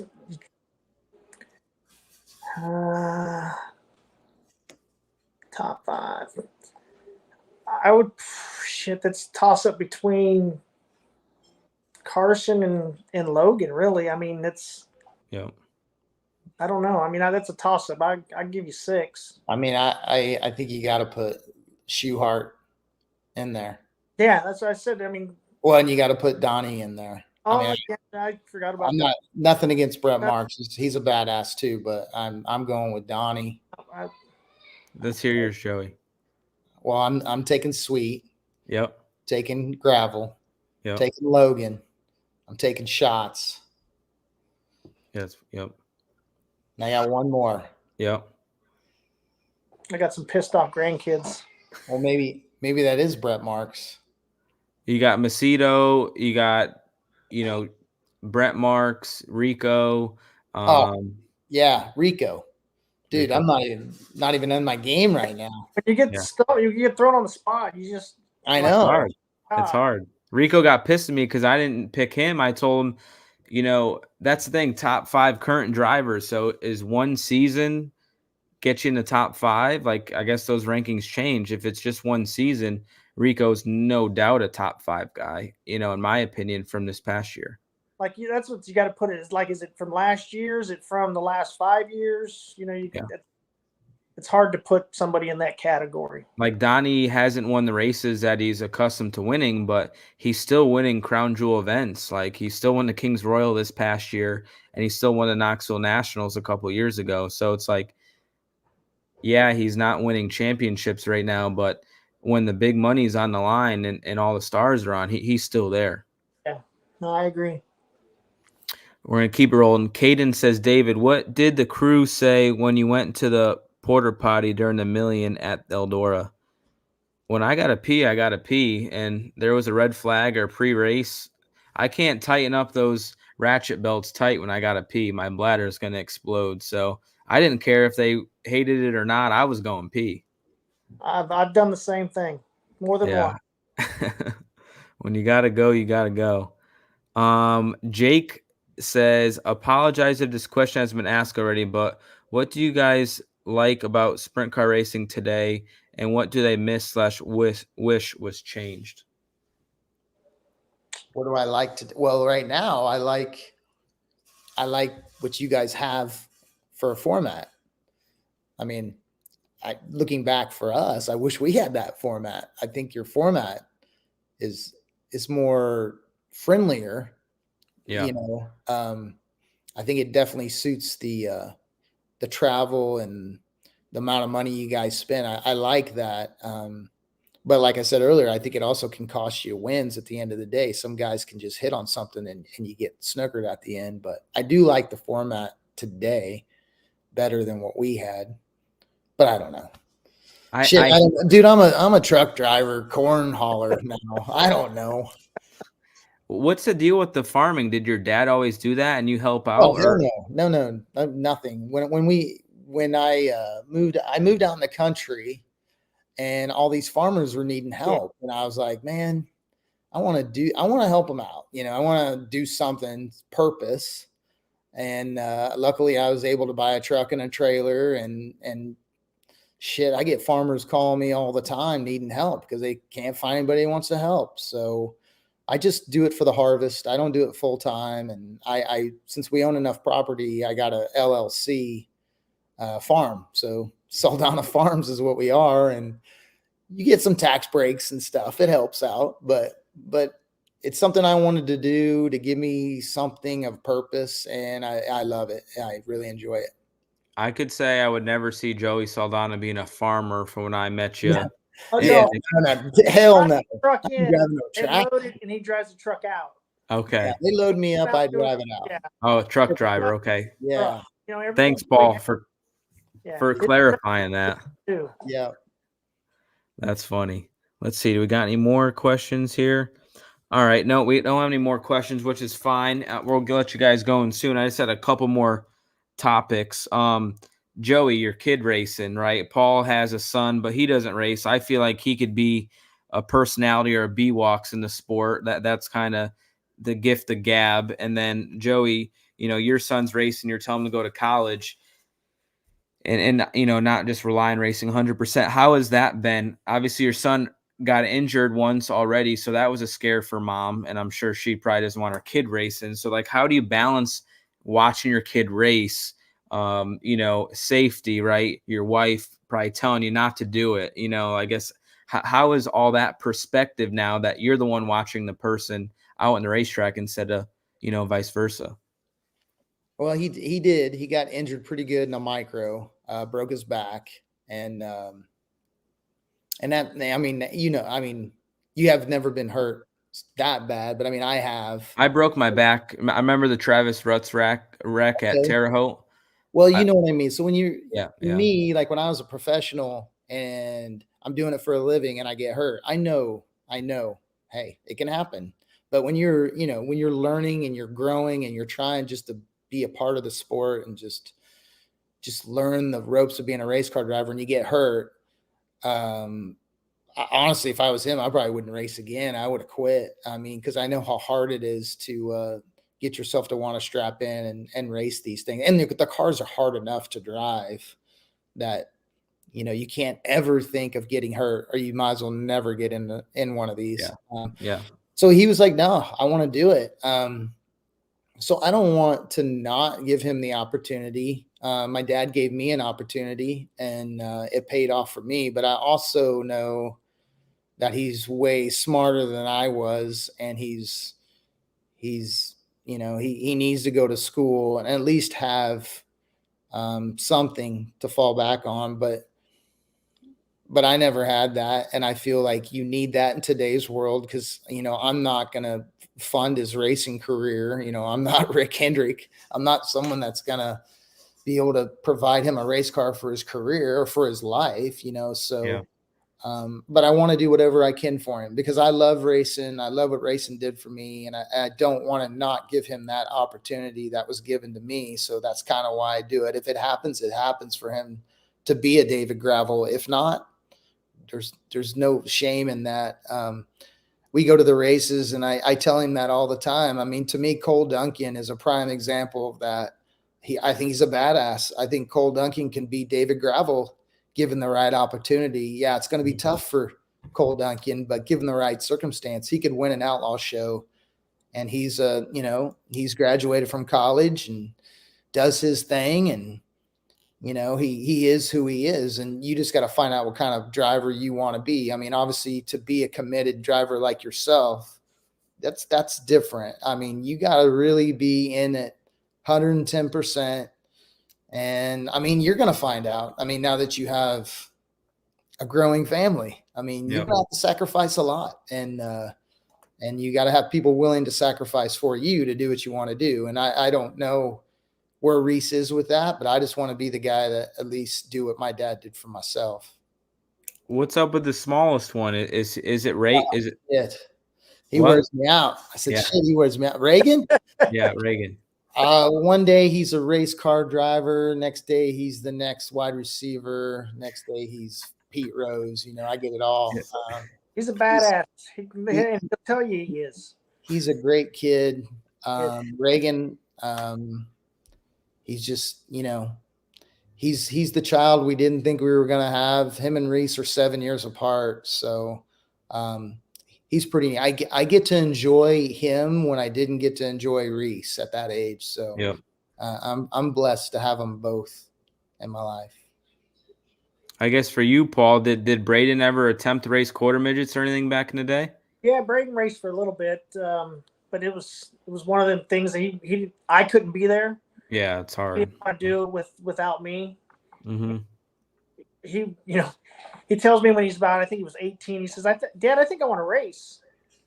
And I said, buddy, this isn't soccer. We don't go buy some shoes and a ball and we go play. I said, I don't think I can do it for you now. And fortunate enough, my uncle bought a sprint car out in California, and Braden got to go out and race for, I don't know, I guess it was 2 years, ran about 20 races, and he actually won a race at Antioch. But his biggest great facility. Yes. His biggest joy was the day he got to run Gold Cup. And to be on the same track. He was in the same heat races as Joey was. Yeah. Thank God that was when we had the A and B flight. And he qualified. I think I was quick time.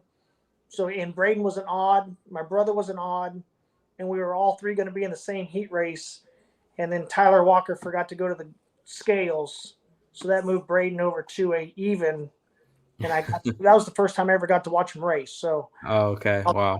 actually get to see him and not being in my heat race. He was in Joey's, so I was paranoid that he would do something and spin out or something, and Joey would be the one running into him. So thank God that didn't happen.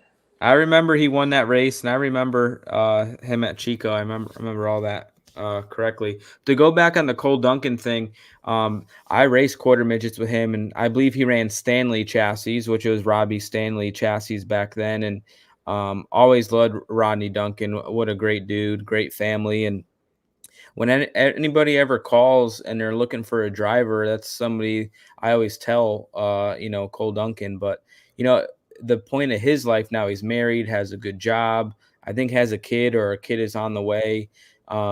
It's tough, right? Like once you're not a full-time sprint car driver and live on the road, it's like you can't do it now, right? It's like you have your whole life set up a certain way, and it's hard to break that mold and just completely change your lifestyle. So I think a kid that was definitely more than capable and still has good runs, and he contended for all-star wins and won a couple all-star shows. So definitely a talented kid, just maybe didn't get that break to be on the national level, or was more the conservative side of college and stuff like that.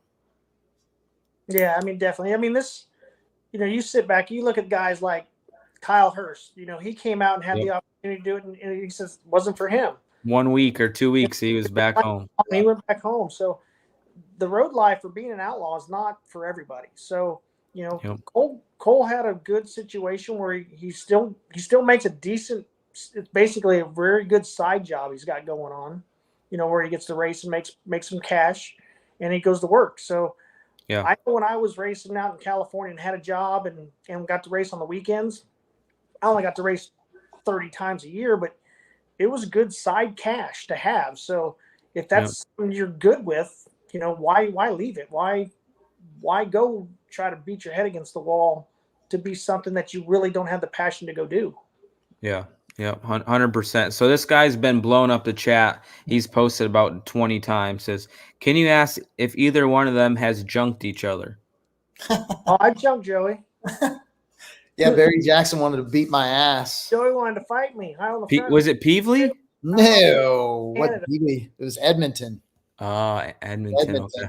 Yeah, I missed. Yeah, I went through the gate opening, and then I went to talk to Paul, and Barry he wanted to beat my ass. So I felt like, thank God there was a wall there, and Barry was between. You know what I mean? Otherwise he probably would have just beat the shit out of me. But I did try to like chin up to the guy and show him I could take him out, but it was pushed away. But yeah.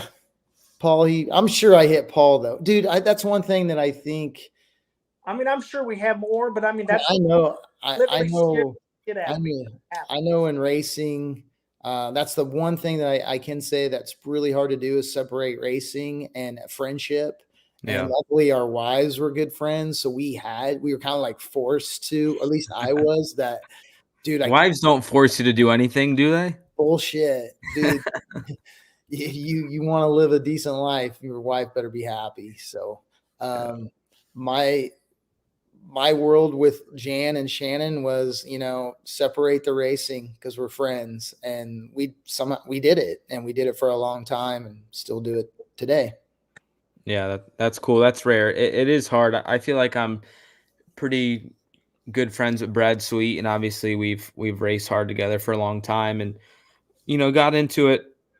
I feel like he's gotten into me a couple times, but it's been like 2 or 3 times in the last 10 years. So like, I think we have really high respect for each other. So I feel like it's pretty similar to you guys, and it's definitely it's a tough thing, man. That's for sure. It's a unique thing. So the last closing thing, that the hottest topic, and we talked about the Outlaws and the high limit thing.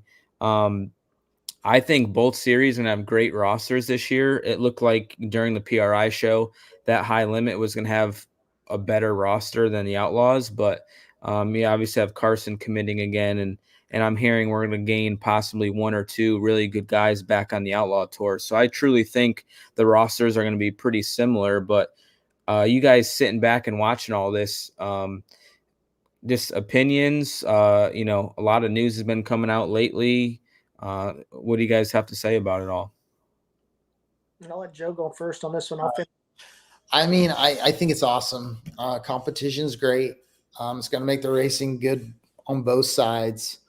It doesn't matter. The races that matter, you're all going to be together. You guys can just do whatever you want to do during the week and race your races and do whatever. But when the races that really matter and the races you want to win, you know, David Gravel wants to win, Brad Sweet, Kyle Larson, Logan Schuhart, Donnie Schatz, you're all going to be racing at each other and the cream's going to rise to the top. And you see it every year. So, yeah, I think this is a flow dirt vision thing going on, but that's only going to help the spectator. And it's only going to help the owner and the driver because now they're being forced to pay you guys what you deserve. But like you said earlier, hopefully that money trickles down to these crew members because obviously they need to get paid. I mean, you were saying earlier how they're getting paid $800,000 or $1,000. Obviously that isn't enough. That isn't enough for what they're doing. So hopefully, you know, everybody gets paid what they deserve. But I think it's great. The only thing I'm concerned is the life of myself, and I can only speak for me. I just hope that there's somebody like a Fast or a Maverick or whoever it may be in the Midwest, groom drivers and crew chiefs and crew members to want to participate and be an outlaw someday. Yeah, I agree with Joe on all that. You know, that's what I was going back to when I said, you know, somebody in Ohio, whether it's the tracks or series, need to step up and pay these, you know, these all-star races that we normally had. You know, the Attica on the first weekend in April, they can still pay $6,000. They need to put these races on for these guys to do all this stuff. Yeah, because it costs less money now because you don't have a sanctioning fee. So put the money up, let these guys race, and hopefully somebody will come in and bring an all-star series back to the Ohio, to not just Ohio, but the Midwest region where these guys can go race and have a stepping stone to become a World of Outlaw or a high limit race car driver. yeah, it's, you know, you guys seen it, you know, NST and USA and Gum Out. So I wasn't there for that, and those didn't seem to last too long. But I know there was certain circumstances for each one and reasons why it didn't. But yeah, it's going to be interesting to see. I think this has the best chance for 2 national series to survive. My biggest concern is the racetracks, and if all these racetracks or all these series are going to just draw a line in the sand and say, you know, this is a high limit track, this is an outlaw track. You know, right now it's split with Eldora, but obviously World of Outlaws have Knoxville and Williams Grove, but high limit has Port Royal, and obviously Skagit, which I feel like is a pretty big one because Brudin is a big player in our sport, and he's trying to make moves and make the sport better. So it's going to be interesting to see. I just hope there's enough good facilities. I felt like this year high limit and outlaws are going to more quote unquote shitholes or not as nice tracks. Like, sorry, I say it that way, but you know, I felt like since we've lost some sprint car drivers, safety is very important to me.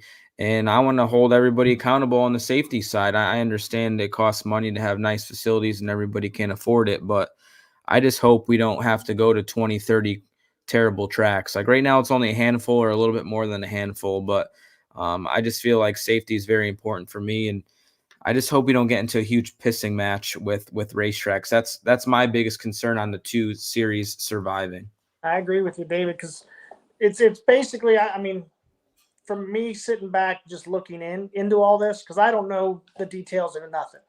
But I know, like, when we had the split with the NST, the World of Outlaws told places like, if you go with them, like Devil's Bowl. It took for years for Devil's Bowl to get back in because they went ASCS and they did the first USA race, I believe. Yep. So it took them forever to get back in, and the Outlaws got a stronghold because on every racetrack. I mean, racetracks should be able to do and promote whatever race they want because that's the business they are in. Yeah. I mean, and I don't know if it's true or not, but if there's somebody who's holding that over their head saying, if you do this with a high limit, you ain't coming back to we're not coming to you. And that's what it kind of looked like with Port Royal. Port Royal went high limit. Well, they lost their outlaw late model race. Yep. Now a Lucas Oil race, which is, I mean, Port Royal don't care who it is. You still get the best race car drivers at a certain time there. Yeah. So it's not that they need to work together, but they got to say, hey, you know, these tracks need to make money. And if the tracks don't make money, we lose tracks. And then where the hell are we going to go? Yeah, it's a fine line. It's so hard. There's only so much money to go around, and in the last 2 years, the teams or the drivers have gotten the best part of it.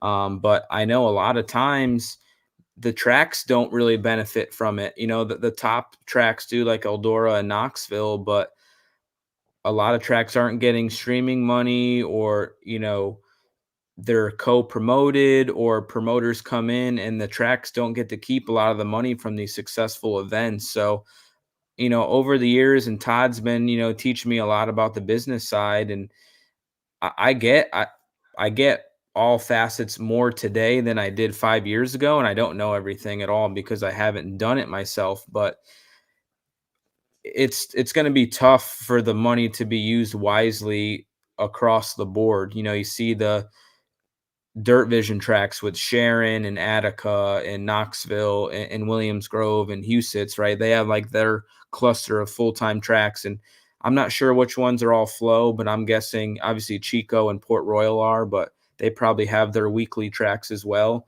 But I just think it's important that us race teams and drivers get taken care of, but I think also the tracks, like if we want to get to that next level and be professional, like we need, like you guys priced, it's so tough, but it must have been awesome when Texas Motor Speedway was built and Charlotte was built and Las Vegas was built, right? That probably was so cool for you guys because you probably raced your whole careers at fairgrounds tracks and tracks that were really crappy. You didn't care about safety then. You just raced. But then when you got to go to these places that were actually well lit and you actually see the cushion, you know what I mean? It was probably like a breath of fresh air back then. Well, I think that's what's crazy, how we're doing more and more races. But I think the whole intention back in the day was, let's have 30 races or 40 races at the most, but let's pay big money and run at these facilities. And it's kind of just, now we're back fighting for more races. Yeah, we're paying more, but now I think it's just a fight back and forth. But it really needs to be less races paying more money. And now, I mean, I don't know. I think you guys are getting racing for crazy money. I mean, I love it. It's just, I think you guys don't need to race 80 times, 90 times a year. I'd rather have a handful of tracks running 2-day shows paying big money. If I was a driver, that's what I would rather have. I'd like to have more 2-day shows at the same place to eliminate some of your travel, which will cut costs a lot. And I think they've done that, Paul. I don't want to cut you short, but this year with the Outlaws, like we have a 2-day at Wilmot this year. We have several multi-day events at Huset's. When we're at Knoxville, it's always a 2-day event. I feel like that there is more of that this year. And I agree with you, Joey. I want to race more multi-day events for more money and less races. But the rebuttal on that, on these big series is, well, then Shark Racing is going to go race over here for 5,000, and they're going to be able to have a free outlaw show with all the outlaw drivers racing. And again, that's something that I can't speak on. I don't own a series and protecting that brand. But my outlook on it, if a World of Outlaw guy goes to a high limit race, an all-star race, a non-sanctioned race, and kicks everybody's ass, to me, I think that's great promoting and free promotion that, hey, the best drivers are World of Outlaw drivers. They just came in and kicked their butts. Like, I want to go to World of Outlaw race because he only wins 5 or 10 times a year. Everybody else must be pretty damn good. I think it's a positive, but as series owners, they look at it as a strong negative. And maybe there is truth to that. I don't know, but that's just my outlook. I mean, I agree with what you're saying on. I feel like Australia and New Zealand used to do that with Americans a lot. Like we used to make pretty good money, and it was they would pay us to come, and the places would be amazingly packed, and they did a 10 times better job. Promotion, TV, everything they did was better, and it worked for them. But when you come home, they don't want to do it that way, and that's kind of the way. Would I agree with you? And I think back in the older days, they would do that with Steve Kinzer or Doug Wolfgang and them guys. They get paid to come race these races, and they've earned that right to get paid. And then if you beat them, I mean, I can remember being at All-Star Race when I first started, and Steve Kinzer showed up. It was when he was running the NASCAR, and he left Bernstein and he got a sprint car team, and everyone's like pissed off. Steve Kinzer's coming. I was like, dude, it's the best opportunity in the world for me to get my exposure. Guess what? I won that night. Steve Kinzer ran second. Things like that is what propels you if you're going to make it to the next level. So I would want that. And I want David Gravel to come race Reese Saldana and Reese kick your ass, because it's only going to make him better and move him up the ladder quicker. And why they wouldn't want that, it blows me away. But that's the way racing's been for all the old school guys. I mean, that's the way racing's always been. You got to go beat the best. And why? I mean, I understand they're trying to lock everybody down so they have control, but I like what you're saying, and I agree with it. So do I. Ditto. And just maybe because we're the drivers, and it's not our nest egg, right? It's not our series, and maybe that's our perspective. But when I went, go ahead, Paul. I don't agree, because it's not their series, because they have nothing without you. Yeah.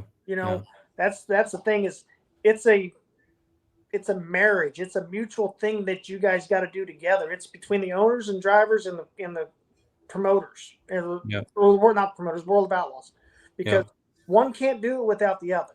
Yeah.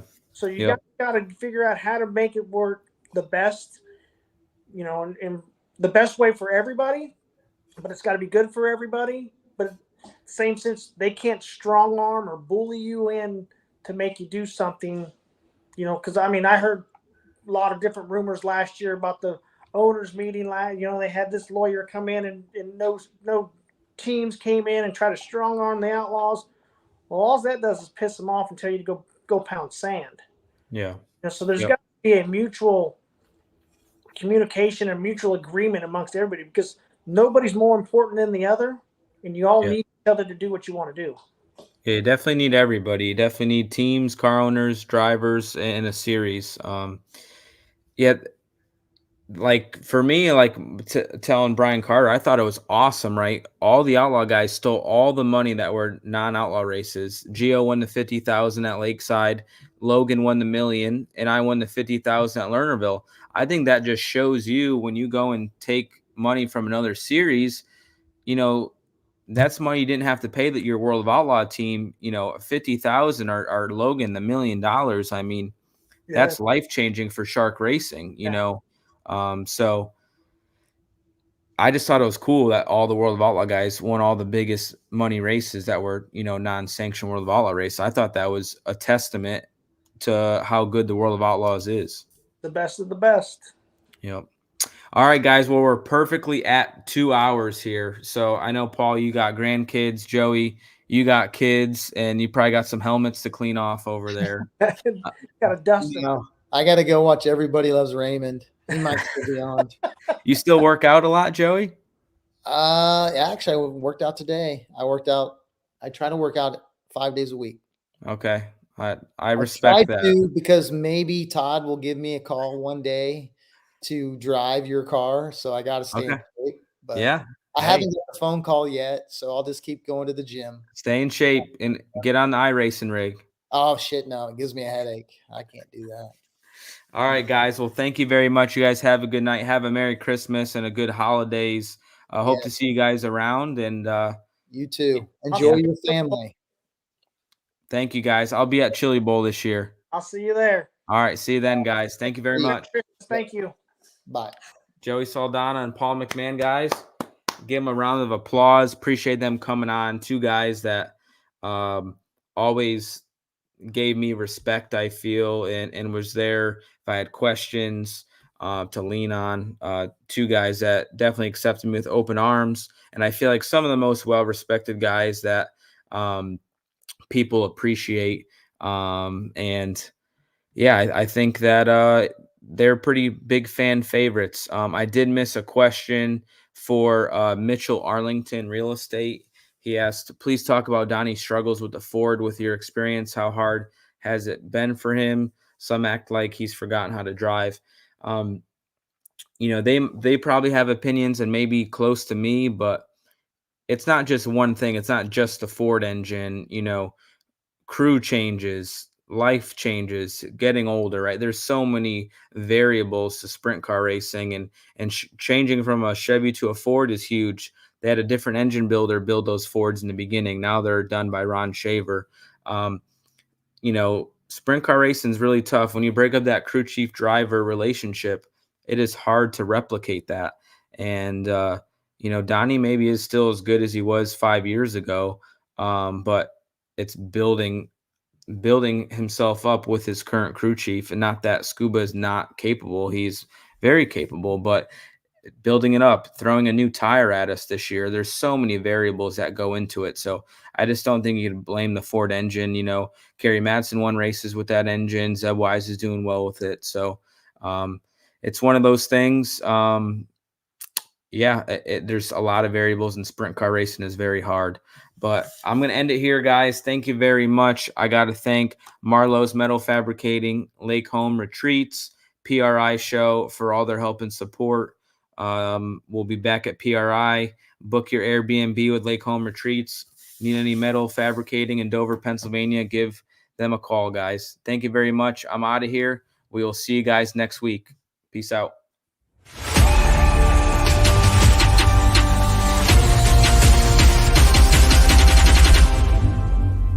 Dude, I did this so bad. We don't want to look like to your crew chief here. Yeah, we don't want to look like we're soft. Is it you or the car? Oh, yeah.